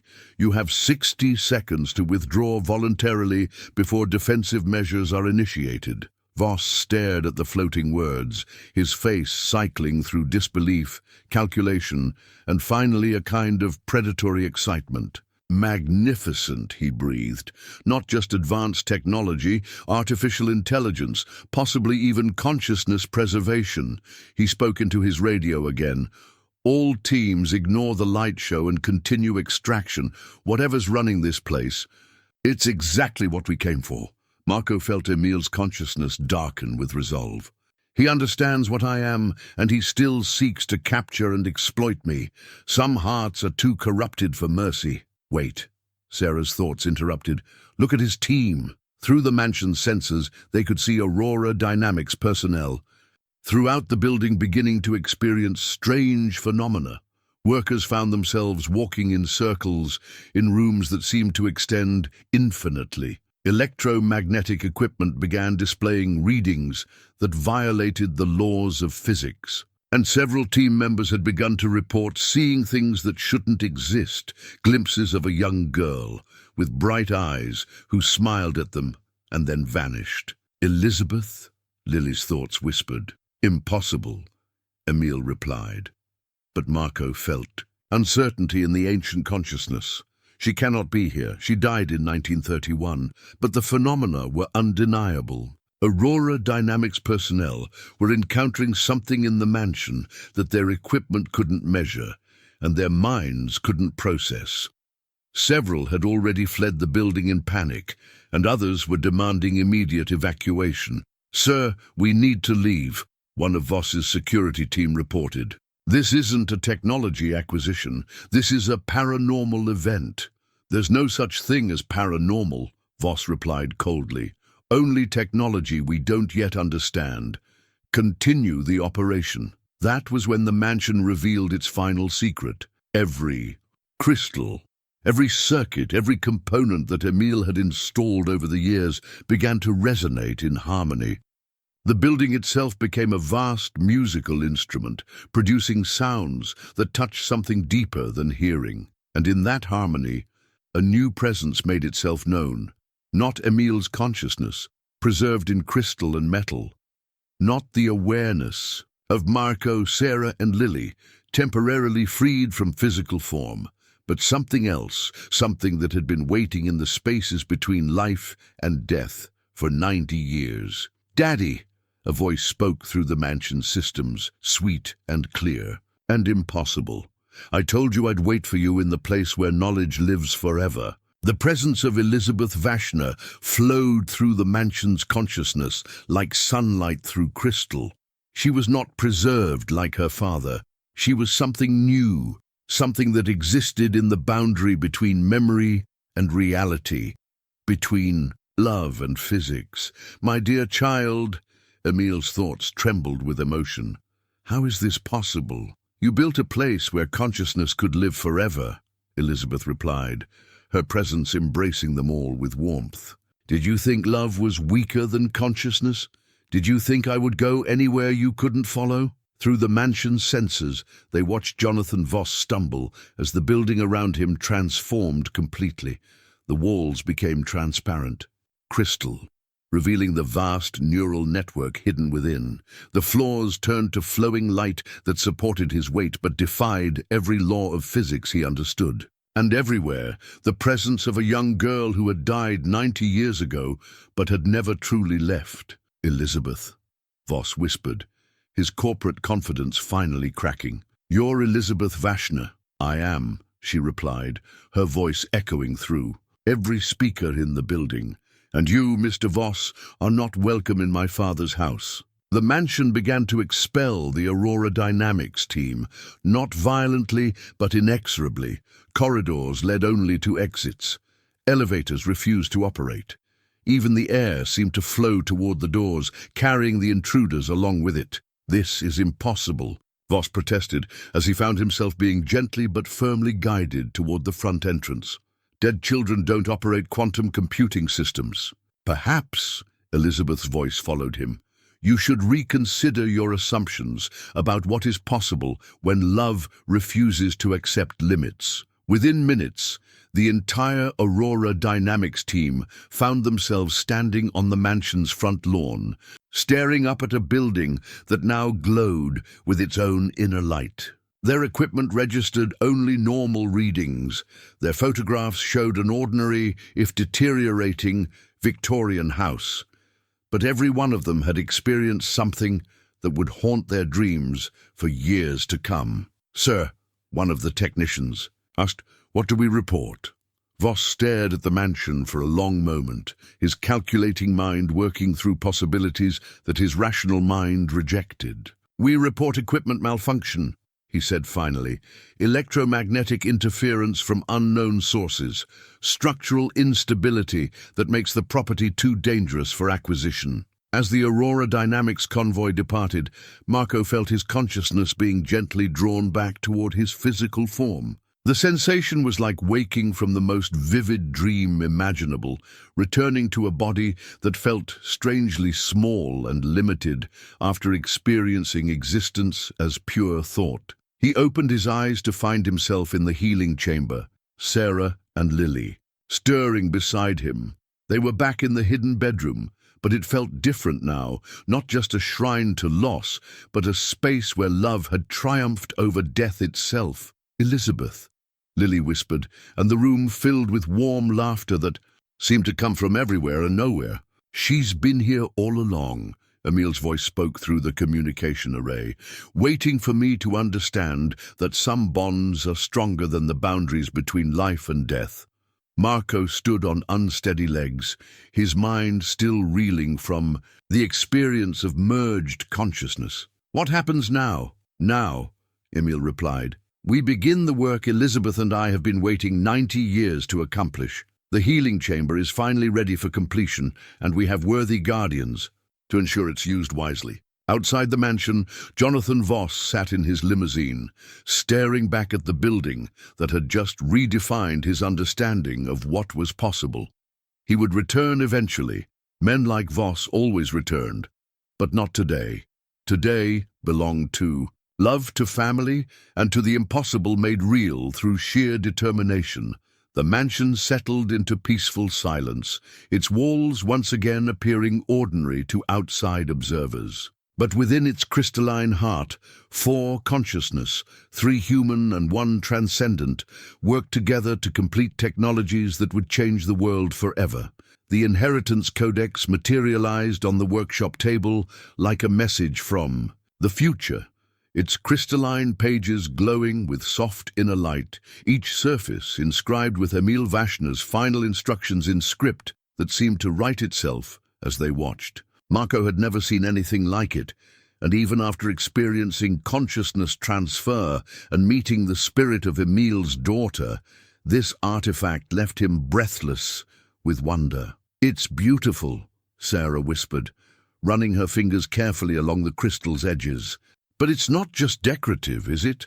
The Codex contains everything," Emil's voice explained through the communication array. "Every blueprint, every principle, every safeguard I've spent 90 years perfecting. But more than that, it contains the legal and ethical framework for ensuring these technologies benefit all humanity rather than enriching a few." Lily leaned forward, studying the glowing symbols with intense concentration. "It's like a contract, but not with people, with the future." "Precisely, dear child. The Codex establishes binding conditions for inheriting my life's work, technologies that could revolutionize human civilization, but only if used according to principles of compassion, equality, and wisdom." Marco felt the weight of responsibility settling on his shoulders like a lead blanket. It had been 3 days since Aurora Dynamics' failed invasion, 3 days of intensive preparation for this moment. The healing chamber was finally complete, its crystalline components perfectly tuned to frequencies that could mend bone, cure disease, and restore hope to the hopeless. But with each breakthrough came deeper understanding of the terrible burden. Emil had carried alone for so many decades. The power to heal is the power to decide who lives and who dies, Marco said, reading from one of the Codex's glowing pages. The power to provide unlimited energy is the power to make entire nations obsolete. The power to communicate across any distance is the power to eliminate privacy forever. And that, Emil replied, is why the worthiness test was never about intelligence or resources. It was about character, the wisdom to know when not to use power, even when you possess it. Sarah looked up from the atmospheric processor she'd been calibrating. Jonathan Voss understood the technology's potential immediately, but he saw only profit and control, never the responsibility, which is why he'll return, Emil said, his tone growing somber. Men like Voss don't accept defeat. They adapt their strategies. The failed direct assault will be followed by more subtle approaches. As if summoned by their conversation, the probability calculator chimed urgently from its position beside the workshop's main entrance. Marco checked the device and felt his stomach drop at the message displayed. Imminent legal assault. Multiple. Vectors. Recommend immediate activation of inheritance protocols. What does that mean? Lily asked, though her expression suggested she already knew it wasn't good news. It means Voss has discovered he can't take the mansion by force, so he's trying to take it through law, Marco explained grimly. Property disputes, building code violations, eminent domain claims, anything that would force us out and give Aurora Dynamics legal access. The communication array crackled to life with urgent red text. Confirmed. Aurora Dynamics has filed emergency motions in 3 separate courts. They claim the mansion poses environmental hazards requiring immediate government intervention. Estimated time before forced evacuation, 18 hours. Sarah set down her tools and turned to face them all. Then we need to complete the inheritance process now, before they can separate us from the technology. The process is not without risk, Emil warned. Full inheritance means accepting permanent guardianship of knowledge that nations would kill. For your lives will never be ordinary again. You will face threats from governments, corporations, and individuals who see these technologies as means to ultimate power. And if we don't accept, Marco asked, though he already knew the answer, the knowledge dies with me.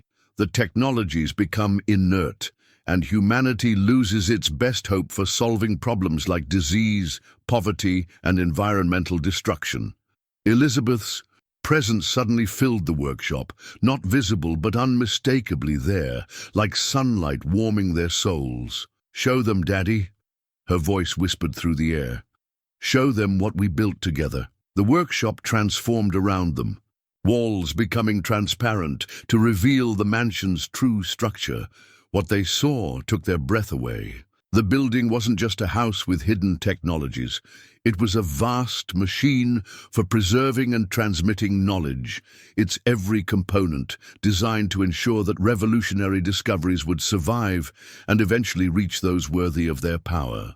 Every crystal circuit, every mechanical component, every room and passage, all of it works together as a single organism, Emil explained. A living library that can teach, test, and ultimately trust its guardians with abilities that border on the miraculous. Lily walked to the center of the workshop, her small hands outstretched as if feeling for something only she could perceive. It's not just machines, she said wonderingly. It's love. Your love for Elizabeth, your love for people you've never met but want to help. That is the deepest secret. Emil's voice carried infinite tenderness. Technology without love is merely clever destruction. But technology guided by love, by genuine desire to reduce suffering and increase joy, becomes something approaching magic. The Inheritance Codex began to glow more brightly, its crystalline pages turning themselves as new text appeared. The time has come for final testing. Are you prepared to accept guardianship, not just of these technologies, but of the principles that govern their use? Marco looked at Sarah, then at Lily, seeing in their faces the same mixture of determination and terror he felt in his own heart. What does the test involve? Each of you must demonstrate perfect alignment between your stated intentions and your deepest desires. The Codex can read not just conscious thoughts, but the hidden motivations that even you might not recognize. And if we fail, you remain who you are, but the technologies will never respond to your touch again. They will become ordinary objects, indistinguishable from broken antiques. The first test began immediately. Sarah approached the healing chamber, placing her hands on its crystalline surfaces as the device began to scan not just her physical form, but her very essence. Dr. Sarah Chen, the Codex spoke in letters of fire, brilliant scientist, devoted granddaughter, seeker of truth. But beneath these admirable qualities lies ambition, the desire to be recognized as the discoverer of revolutionary science. Can you release this desire and accept that true guardianship requires anonymity? Sarah closed her eyes, and Marco could see the struggle playing out across her features. Academic recognition had driven her entire career, the dream of making discoveries that would cement her place in scientific history. But as the moments passed, her expression grew peaceful. "I can," she said finally. "The knowledge matters more than the credit. Helping people matters more than helping my career." The healing chamber's glow shifted from white to warm gold, and Sarah gasped as knowledge flowed into her mind. Understanding of cellular regeneration, genetic repair, and medical applications. That would make her the most capable healer in human history, known to no one except those she helped. Marco stepped forward next, approaching a device he'd helped calibrate but never fully understood. The atmospheric processor that could clean pollution from air and water while generating unlimited clean energy.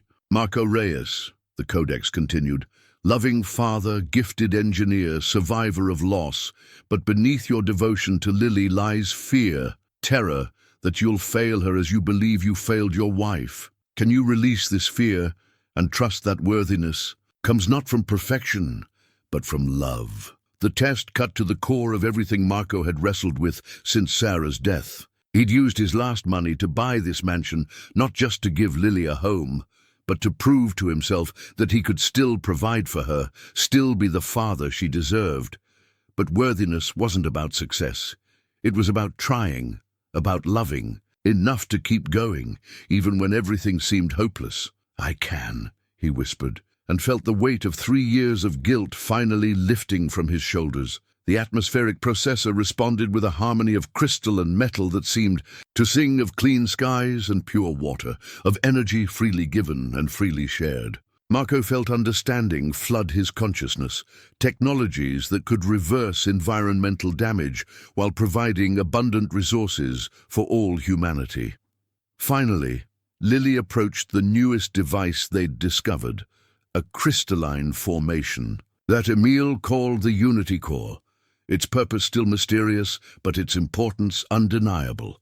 Lily Reyes, the Codex spoke in letters that sparkled like stars. Innocent child, intuitive genius, bridge between worlds. But even in your young heart lies doubt, fear that you're not special enough, not smart enough, not worthy of the magical things happening around you. Can you release this doubt and accept that worthiness comes not from being extraordinary, but from being exactly who you are? Lily looked around the workshop at all the impossible technologies, at the adults who had come to depend on her unique insights, at the responsibility that seemed too large for such small shoulders. But then Elizabeth's presence embraced her, like invisible arms, and she smiled with the radiant confidence that only children possess when they finally understand they are loved unconditionally. "I can," she said simply, and the Unity Core blazed with light that seemed to contain all the colors that had ever existed. The workshop filled with harmonious resonance as all the devices activated simultaneously, their combined energies creating a symphony of possibility that touched something deeper than sound. The Inheritance Codex rose from the table, its crystalline pages fanning out like wings as the final protocol initiated. Guardianship accepted, words of pure light declared. Let the work begin. But even as they celebrated this extraordinary moment, the probability calculator chimed again with new urgency. Legal assault accelerated. Aurora Dynamics convoy approaching. Estimated arrival 30 minutes. Emil's consciousness seemed to smile through the communication array. Perfect timing. Let them come. We have something to show them about the true nature of power. Through the mansion's enhanced senses, they could perceive the approaching vehicles. Not just Aurora Dynamics security, but government officials, court representatives, and media crews, documenting what Voss had claimed would be a routine environmental cleanup. "What do we do?" Marco asked. "We demonstrate," Emil replied, "that some things are more powerful than money, more enduring than law, and more important than the ambitions of mortal men. We show them what happens when love and knowledge work together to change the world."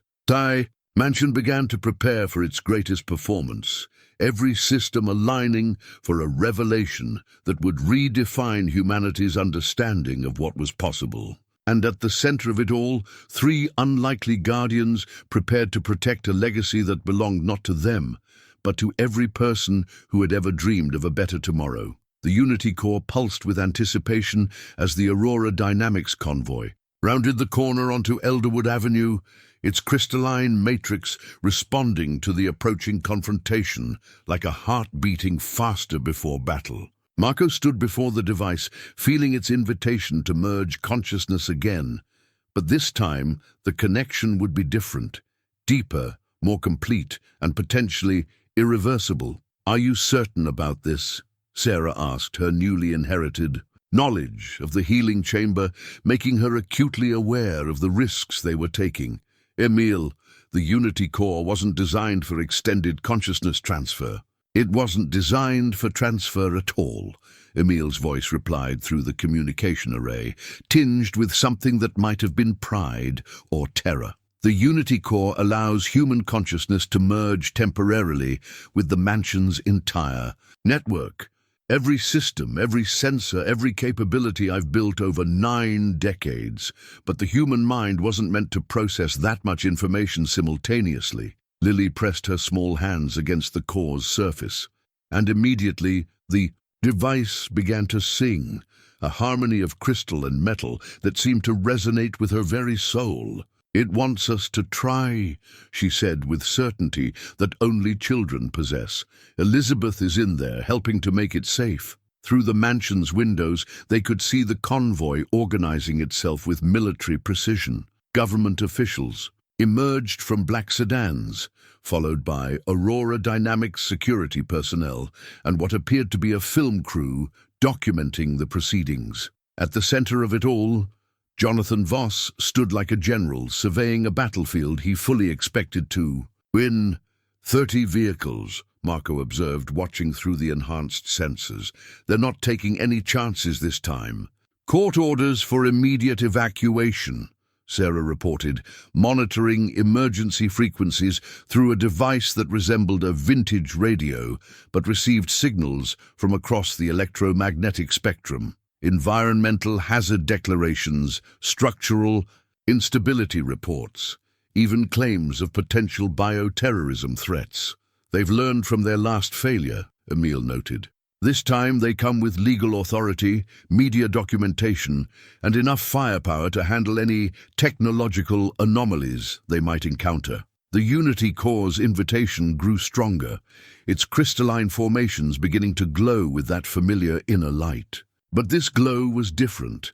Not the gentle luminescence they'd grown accustomed to, but something deeper and more urgent, like sunlight compressed into solid form. "If we do this," Marco said, his hand hovering over the core's primary interface, "what exactly will we become?" "More than human, but still yourselves," Emil replied. "You'll have access to every capability I've built into this mansion, every defense system, every innovation. But more importantly, you'll understand the true purpose behind all of it. Not just the technology, but the love that drives it." Outside, amplified voices began issuing evacuation orders through megaphones. This property has been declared structurally unsound and environmentally hazardous.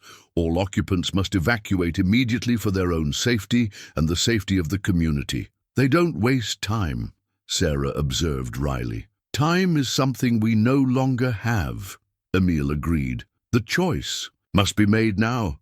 Retreat and lose everything we've worked for, or advance into territory no human has ever explored. Lily made the decision for all of them by placing both hands firmly on the Unity Core's central crystal. "I'm not afraid," she announced. "Mr. Vashner and Elizabeth have been waiting for us. It's time to help them finish what they started." Marco and Sarah exchanged glances, then moved to join her. As their hands made contact with the device, reality dissolved around them like watercolors in rain. The sensation was indescribable. Consciousness expanding beyond the boundaries of flesh and bone, awareness flowing through crystalline networks that spanned the entire mansion. But unlike their previous transfer experience, this time they retained complete individual identity while gaining access to capabilities that defied comprehension. Through the mansion's enhanced senses, they could perceive not just the physical world, but the electromagnetic spectrum, quantum fluctuations, and probability streams that governed events. The Aurora Dynamics team became transparent to their enhanced perception, not just their physical forms, but their intentions, fears, and hidden motivations. Jonathan Voss strode up the mansion's front steps, his confidence radiating like heat from a fire. But beneath that confidence, they could see his desperation. Aurora Dynamics was facing financial difficulties, their stock price plummeting after several failed acquisitions. Voss needed the Vashner technologies not just for profit, but for survival. Fascinating. Sarah's consciousness marveled as her scientific mind processed information at superhuman speeds. From this perspective, their legal assault is obviously fraudulent. The documents have been backdated, the environmental reports fabricated, even the court orders contain irregularities that any competent judge would recognize. Corruption is most effective when it moves faster than oversight, Emil's presence explained, his consciousness now intertwined with theirs in a way that felt as natural as breathing. Voss has perfected the art of creating legal crises that must be resolved immediately before anyone has time to examine the details. Through the Unity Core, they could control every system in the mansion simultaneously. Lights, temperature, air circulation, structural elements, everything responded to their merged will as naturally as moving their own limbs. But more impressive was their ability to perceive and manipulate the quantum fields that Emil had woven throughout the building's structure. The mansion isn't just a house with hidden technology, Marco realized as understanding flooded through him. It's a single, vast machine that exists partially in normal space and partially in dimensions we can't normally perceive. Precisely. And now you can see what I see, control what I control, understand what I've spent 90 years learning. Emil's consciousness pulsed with satisfaction. But remember, with great power comes the temptation to abuse it. The Unity Core amplifies not just capability, but also character. If your intentions are impure, the device will reflect that impurity back at you with devastating force. The front door burst open as Aurora Dynamics breached the mansion's entrance. Voss and his team poured into the foyer with weapons drawn and equipment scanning for any trace of the impossible technologies they'd encountered before. "Spread out," Voss ordered. "I want every room swept, every surface analyzed. The electromagnetic readings are off the charts, so whatever's here is active." Through their enhanced awareness, Marco, Sarah, and Lily could see the intruders moving through their home, like parasites invading a living organism. The violation felt personal and immediate, triggering protective instincts they'd never experienced before. "Show them," Elizabeth's presence whispered through the Unity Core. "Show." Then what happens when greed meets love? The mansion began to respond to the intrusion with subtle but unmistakable changes. Temperatures fluctuated from room to room without any apparent pattern. Lights dimmed and brightened according to principles that had nothing to do with electrical switches. And throughout the building, a low humming sound began to emanate from the walls themselves. "Sir, we're getting massive energy readings from every surface," one of the technicians reported. "It's like the entire building is some kind of active power source." "Document everything," Voss replied, his excitement overriding his caution. "This is exactly what we came for." But as the Aurora Dynamics team spread throughout the mansion, they began to encounter phenomena that their equipment couldn't measure and their minds couldn't process. Rooms that led to other rooms in impossible configurations. Corridors that seemed longer when walking in one direction than the other. And everywhere, the sense of being watched by intelligences that existed beyond normal human perception. "Contact!" Lily's consciousness spoke through the mansion's communication systems, her voice echoing from every speaker in the building simultaneously. "You are trespassing on sovereign territory. Please state your business." The entire Aurora Dynamics team froze, weapons and instruments trained on empty air as they tried to locate the source of the child's voice. "This is Jonathan Voss, CEO of Aurora Dynamics," Voss announced to the apparently empty mansion. "We have legal authority to be here. This property has been declared a public hazard." "Your authority is not recognized." Sarah's voice joined Lily's, the two consciousnesses speaking in harmony that seemed to come from the very structure of the building. "Your legal documents are fraudulent, your environmental reports fabricated, and your intentions corrupt." Voss's face reddened with anger, and something that might have been fear. "Show yourselves. Stop hiding behind parlor tricks and face us directly." "As you wish," Marco's consciousness replied, and the Unity Core began to reveal the mansion's true nature. The walls became transparent, revealing the vast crystalline network hidden within their structure. The floors turned to flowing light that supported weight but defied every law of physics the intruders understood. And in the air throughout the mansion, words began appearing, not projected, but written in light itself. "Welcome to 1247 Elderwood Avenue," the words read. "You stand within the greatest creation of Emil Vashner, not just a building, but a living machine designed to preserve and protect knowledge that could transform human civilization." The Aurora Dynamics team stared in awe and terror as the mansion revealed itself to be something far beyond their comprehension. But Voss, driven by desperation and greed, saw only opportunity. "Magnificent," he breathed, pulling out recording equipment to document everything he saw. "This isn't just advanced technology. It's a quantum leap beyond anything that exists. Whatever it costs, Aurora Dynamics will acquire this capability." That was when the mansion decided to demonstrate just how expensive such acquisition might prove to be. Vashner's final gift materialized in the center of the mansion's grand foyer as Jonathan Voss and his team stared in disbelief at the building transforming around them. The device was unlike anything they'd seen before, a crystalline formation that seemed to contain entire galaxies within its transparent structure, rotating slowly as it projected Emil Vashner's consciousness into visible form. For the first time in 90 years, Emil Vashner stood before living humans, not as floating words or disembodied voice, but as a figure of pure light that retained every detail of the man he had once been.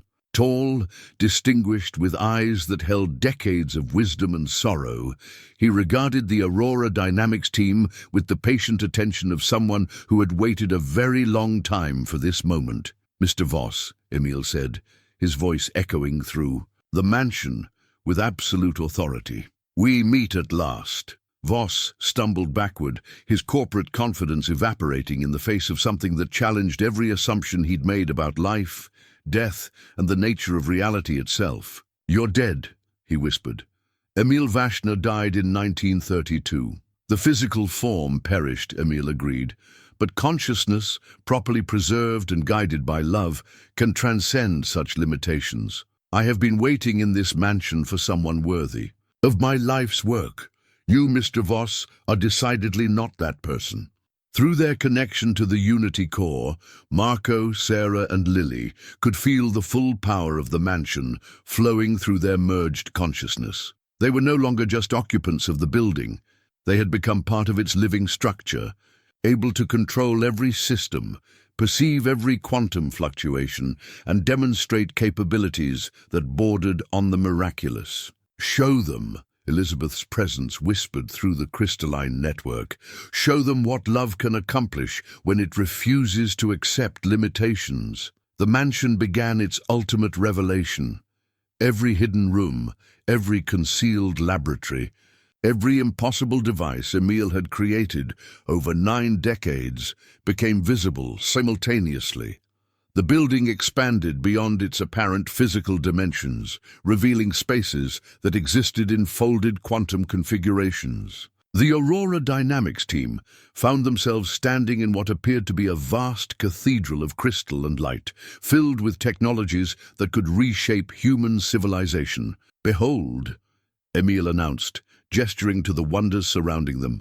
"The life's work of a man who lost everything and chose to transform that loss into hope for all humanity. Healing chambers that could cure any disease hummed with gentle power. Atmospheric processors capable of reversing centuries of environmental damage gleamed like captured starlight. Communication devices that could reach across any distance operated on principles that made faster-than-light transmission seem simple. And at the center of it all, the Unity core pulsed with the combined consciousness of everyone who had ever truly understood that technology without compassion was merely clever destruction. "This is impossible," one of Voss's technicians breathed, his instruments registering energy readings that violated fundamental laws of physics. "Impossibility," Emil replied, "is simply the boundary between current understanding and future discovery. Everything you see here operates according to principles your science will not discover for another century, unless, of course, you prove worthy of receiving such knowledge immediately." Voss's desperation overcame his awe. "Name your price," he demanded. "Aurora Dynamics will pay anything for access to these technologies." "Payment?" Emil's expression grew sad rather than angry. "Mr. Voss, you still fail to understand. These innovations cannot be bought, sold, or stolen. They can only be inherited by those who demonstrate the character necessary to use them wisely." "Character is a luxury," Voss snarled. "Power is what matters. The ability to control resources, to shape markets, to determine winners and losers. Your technologies will give Aurora Dynamics that power. And that," Marco's consciousness spoke through the mansion systems, "is exactly why you'll never possess them." The Unity core began to demonstrate the difference between power and worthiness. Every device in the mansion responded to Voss's presence with immediate rejection. Healing chambers that could cure cancer refused to acknowledge his existence. Communication arrays that could reach across galaxies went silent at his approach. Even simple mechanical devices ceased functioning when he tried to touch them. "The technologies respond to intention," Sarah's voice explained, her consciousness now so intertwined with the mansion's systems that she could perceive the quantum signatures of every person in the building. "They're designed to function only for those whose deepest desire is to help others rather than enrich themselves." "Ridiculous," Voss protested. "Machines don't have morals. They operate according to physical laws. These machines," Lily's consciousness added with the clarity that only children possess, "were built by someone who understood that love is also a physical law, maybe the most important one." Emil's projected form moved closer to Voss, his expression infinitely compassionate despite the circumstances. "I was like you once, Jonathan, brilliant, driven, convinced that intelligence and determination could overcome any obstacle. But when my daughter died despite all my knowledge and resources, I learned a terrible truth, that capability without wisdom is not just useless, it's dangerous." The mansion around them began to shift again, But this time, the change was gentler, more instructive. They found themselves standing in a recreation of Emil's original laboratory from 1931, watching as the younger scientist worked desperately to create healing devices that might save his dying daughter. I was so focused on the technical challenges, the projected Emil narrated, that I failed to consider the deeper questions. Who would control these devices? How would they be distributed? What would prevent them from being used to increase inequality rather than reduce suffering? The scene shifted to show Elizabeth's final days, with her father frantically testing experimental treatments that might have helped if he'd had more time to ensure their safety. But in his desperation to save her, he'd taken risks that may have hastened her decline. I failed her, Emil said simply, not through lack of love or effort, but through lack of wisdom. I swore that if I ever developed technologies powerful enough to change the world, I would ensure they could only be used by those who possessed the wisdom I had lacked. Voss watched the scenes with growing frustration. Touching story, but irrelevant. These technologies exist now, and Aurora Dynamics has the resources to implement them globally. Whatever sentimental restrictions you've programmed can be overridden with sufficient technical expertise. Can they? Emil asked, and the mansion demonstrated just how wrong Voss was. Every device in the building began to resonate in harmony, their combined energies creating a symphony of innovation that touched something deeper than technology. The healing chambers pulsed with frequencies that could mend not just physical ailments, but emotional trauma. The atmospheric processes sang with the promise of clean air and pure water for every living creature. And the communication arrays hummed with the potential for true understanding between all peoples. But as Voss approached any of these marvels, they simply ceased to exist for him. Not hidden or disguised, they became genuinely non-existent in his presence, as if his intentions created a field that negated their very reality. The final gift, Emil announced, gesturing to the device that had projected his form, is the understanding that some things are more important than individual acquisition. These technologies don't belong to me or to you, or even to the worthy guardians who will inherit them. They belong to humanity itself, but only when humanity proves ready to receive them responsibly. The Vashner's final gift began to glow more intensely, its crystalline structure expanding to encompass everyone in the mansion. Through its matrix, every person present could perceive the true potential of Emil's innovations, not just their technical capabilities, but their capacity to eliminate poverty, cure disease, restore environmental balance, and create a world where every human being had the opportunity to thrive.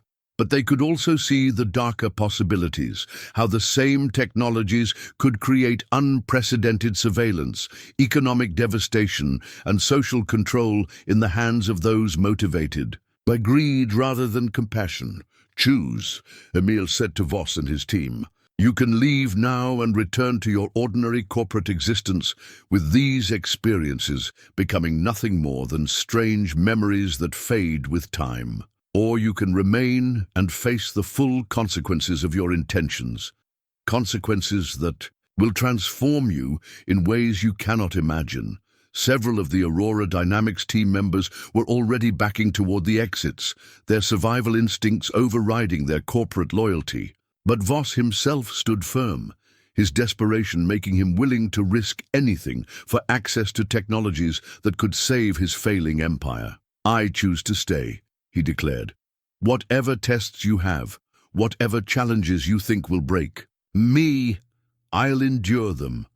Aurora Dynamics will control these innovations. Emil's expression grew infinitely sad. Then you have chosen poorly, my friend, and you will discover that some lessons can only be learned through direct experience. The mansion began its final transformation, preparing to teach Jonathan Voss exactly what happened when unlimited greed encountered unlimited love, and why some victories were more devastating than any defeat. 6 months later, Marco stood in The mansion's transformed library, holding the new foundation charter in hands that no longer trembled with uncertainty. The document was printed on ordinary paper with conventional ink, but its words carried the weight of revolutionary change, a legal framework for distributing Emil Vashner's technologies to benefit all humanity rather than enriching a few. Through the tall windows, he could see construction crews working on the new medical center that would house the first public healing chambers. The workers moved with unusual enthusiasm, as if sensing they were building something extraordinary. Several of them wore bandages that covered injuries, healed by prototype devices, cuts that had closed without scarring, broken bones that had mended in days rather than months. "The patent applications are ready for submission," Sarah announced, entering the library with a stack of documents that represented years of work compressed into months of intense collaboration. Though calling them patents seems almost insulting, these aren't inventions to be owned, they're gifts to be shared. She looked remarkably different from the academic physicist who had first encountered Emil's impossible technologies. Her hair was shorter, more practical, and her eyes held the confidence of someone who had healed conditions that medical science considered incurable. Just yesterday, she'd used the atmospheric processor to clean contaminated groundwater for an entire community, work that had once seemed impossible but now felt as natural as breathing. Lily bounded into the room with an energy that made even the mansion's crystals seem to glow brighter. At 9 years old, she had grown into her role as the intuitive bridge between Emil's consciousness and the physical world. Her latest sketchpad was filled with designs for technologies that wouldn't be ready for decades, innovations that would grow with her understanding as she matured into her extraordinary inheritance. "Mr. Vashner wants to show you something," she announced, her face bright with excitement.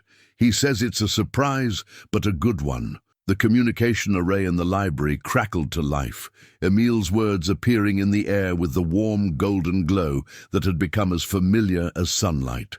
"Indeed, my dear friends, 6 months ago you accepted guardianship of knowledge that could change the world. Today we begin to see the fruits of that acceptance." A holographic display materialized above the array, showing statistics that made Marco's heart swell with pride. The first healing center in downtown Seattle had treated over 3,000 patients, with success rates that defied medical explanation. Not a single person had been turned away for inability to pay. The devices seemed to operate more efficiently when used to help those in greatest need. "Environmental restoration projects are showing similar success," Sarah added, calling up her own data displays. "The atmospheric processors have cleaned polluted air over 6 major cities, and the water purification systems are providing clean drinking water to communities that haven't had it in decades." But it was the human impact that mattered most.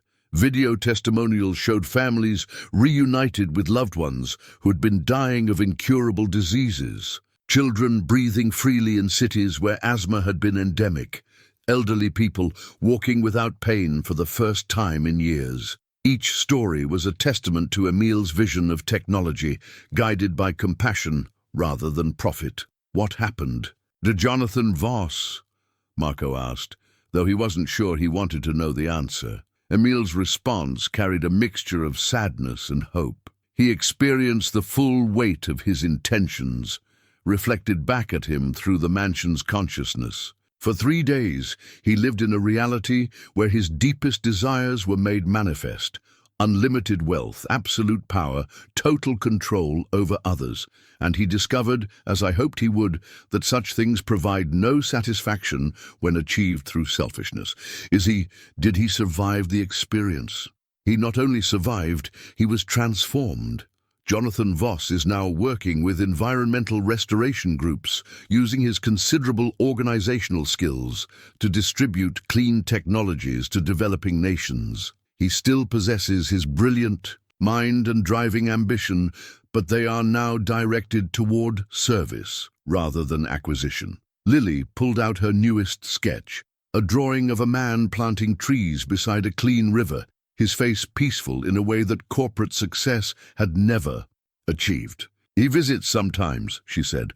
"Not to ask for anything, just to say thank you. Elizabeth likes him now." The mention of Emil's daughter brought a warm presence into the room, as it always did.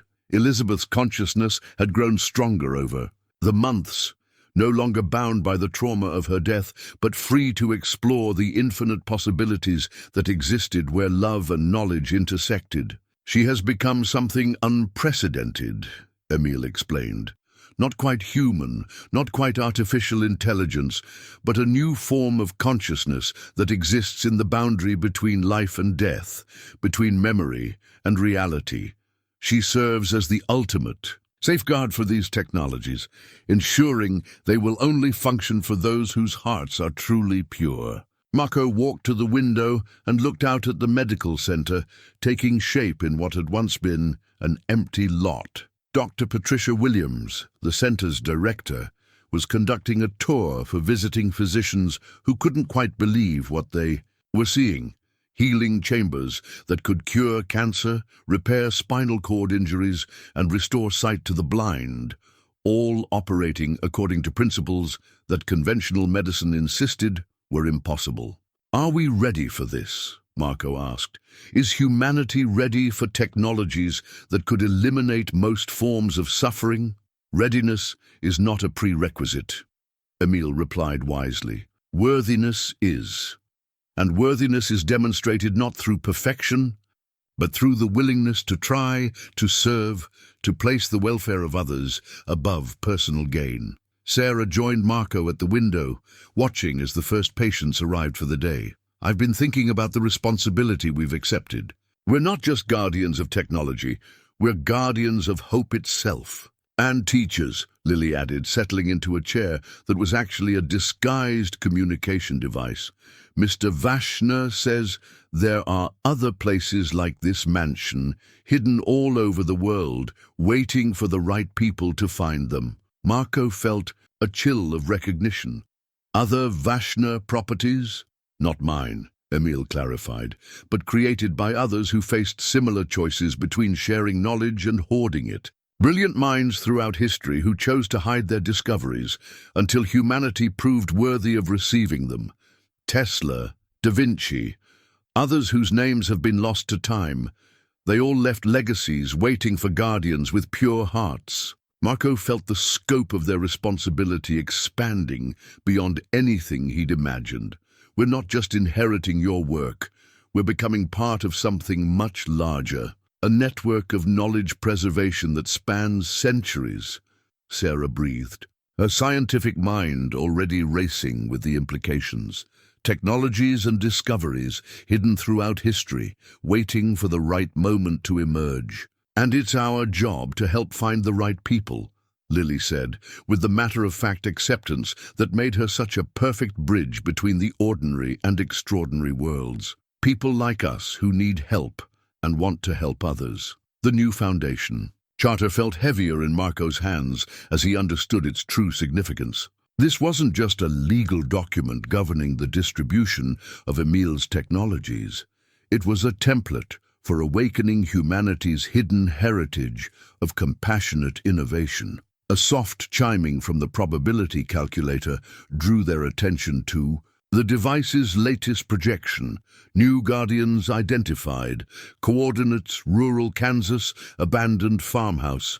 Recommendation: immediate contact.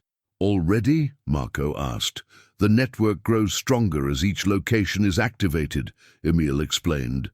"Your success here has sent ripples through the quantum foundations that connect all these hidden sites. Other treasures are beginning to stir, responding to the presence of worthy guardians in the world." Sarah was already packing equipment for travel, her eyes bright with the prospect of new discoveries.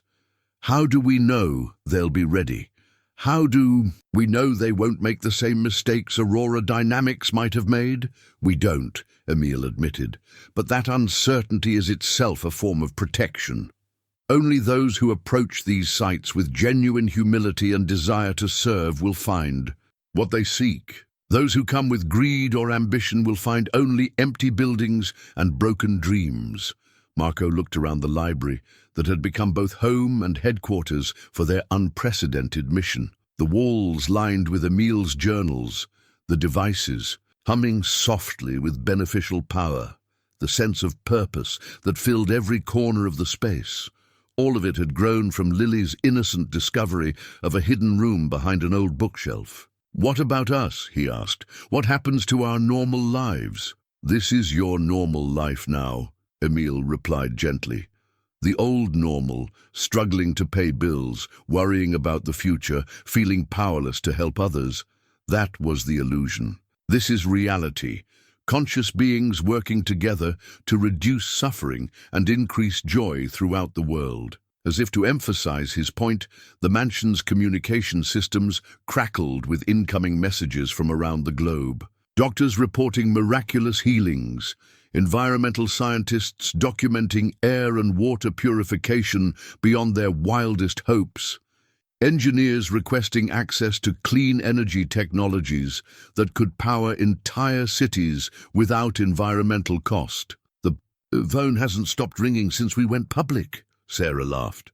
"Half the messages are from Nobel Prize winners asking if they can study our healing devices, and the other half are from 8-year-olds asking if we can fix their grandmother's arthritis. And we answer them all the same way," Lily added with a grin.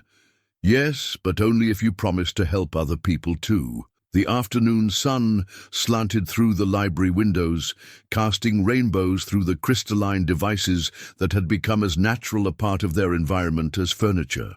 But it was the less visible changes that mattered most. The transformation of 3 people who had started as strangers, brought together by desperation, and had become a family united by purpose. Marco had found work more meaningful than any engineering project he'd ever imagined. Sarah had discovered that the greatest scientific breakthroughs came not from understanding how things worked, but from understanding why they should work for everyone. And Lily had grown into a role that many adults would find overwhelming, serving as the intuitive heart of an operation that was quietly revolutionizing human civilization. "I miss the uncertainty sometimes," Marco admitted, watching construction crews putting finishing touches on the medical center, not knowing what was going to happen next, whether we'd have enough money for groceries, whether I was making the right choices for Lily. "You can still worry about making the right choices," Emil pointed out, with what might have been humor. "They're just bigger choices now." Indeed, the decisions facing them had expanded far beyond personal survival. Which technologies to release first and how quickly? How to prevent governments and corporations from co-opting humanitarian innovations for military or commercial purposes? How to identify and train new guardians without creating a bureaucracy that would stifle the very compassion that made the system work.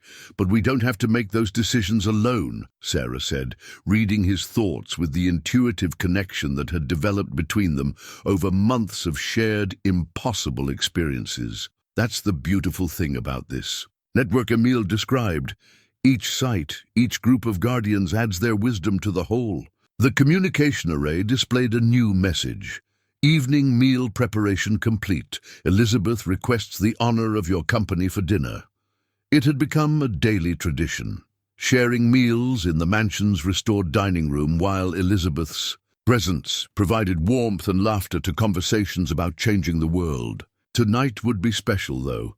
They were celebrating not just their 6-month anniversary as guardians, but the first official graduation of new healing technicians who would carry their knowledge to medical centers worldwide. As they prepared to leave the library, Lily paused beside a window that overlooked the garden where she'd first played while Marco worried about their future. The space had been transformed into a demonstration area where prototype atmospheric processes turned polluted air into something so clean it sparkled in the sunlight. "Do you think she's proud of us?" Lily asked quietly, referring to Sarah. Not Dr. Chen, but Marco's late wife, whose memory had driven him to spend his last money on giving their daughter a home. Marco knelt beside his daughter, seeing in her face the same mixture of hope and determination that had sustained them both through the darkest times. "I think she knew this would happen," he said softly. "I think she knew that loving you enough to risk everything would somehow lead us to exactly where we needed to be. That's the thing about love," Emil's voice observed as they left the library. "Together, it doesn't guarantee success, but it always leads to truth, and truth properly understood and compassionately applied has the power to heal anything, even a world that seems beyond saving." Outside, the first stars were appearing in a sky cleaner than it had been in decades, while lights came on in buildings where people were experiencing health and hope they'd thought lost forever, and in a mansion that had waited 90 years. For the right family to call it home, 3 unlikely guardians prepared to share another meal with the consciousness of those who had loved enough to make the impossible not just real, but inevitable. The future stretched before them, uncertain, but no longer frightening, challenging, but no longer overwhelming. Whatever came next, they would face it together, armed with technologies that could reshape the world and wisdom that ensured they would use such power only for the benefit of all. In the distance, church bells rang the hour, their sound carrying. Across a city where miracles had become daily occurrences and hope had replaced despair as the default human condition. And in every note of that familiar music, those who listened carefully could hear the promise that the best was yet to come.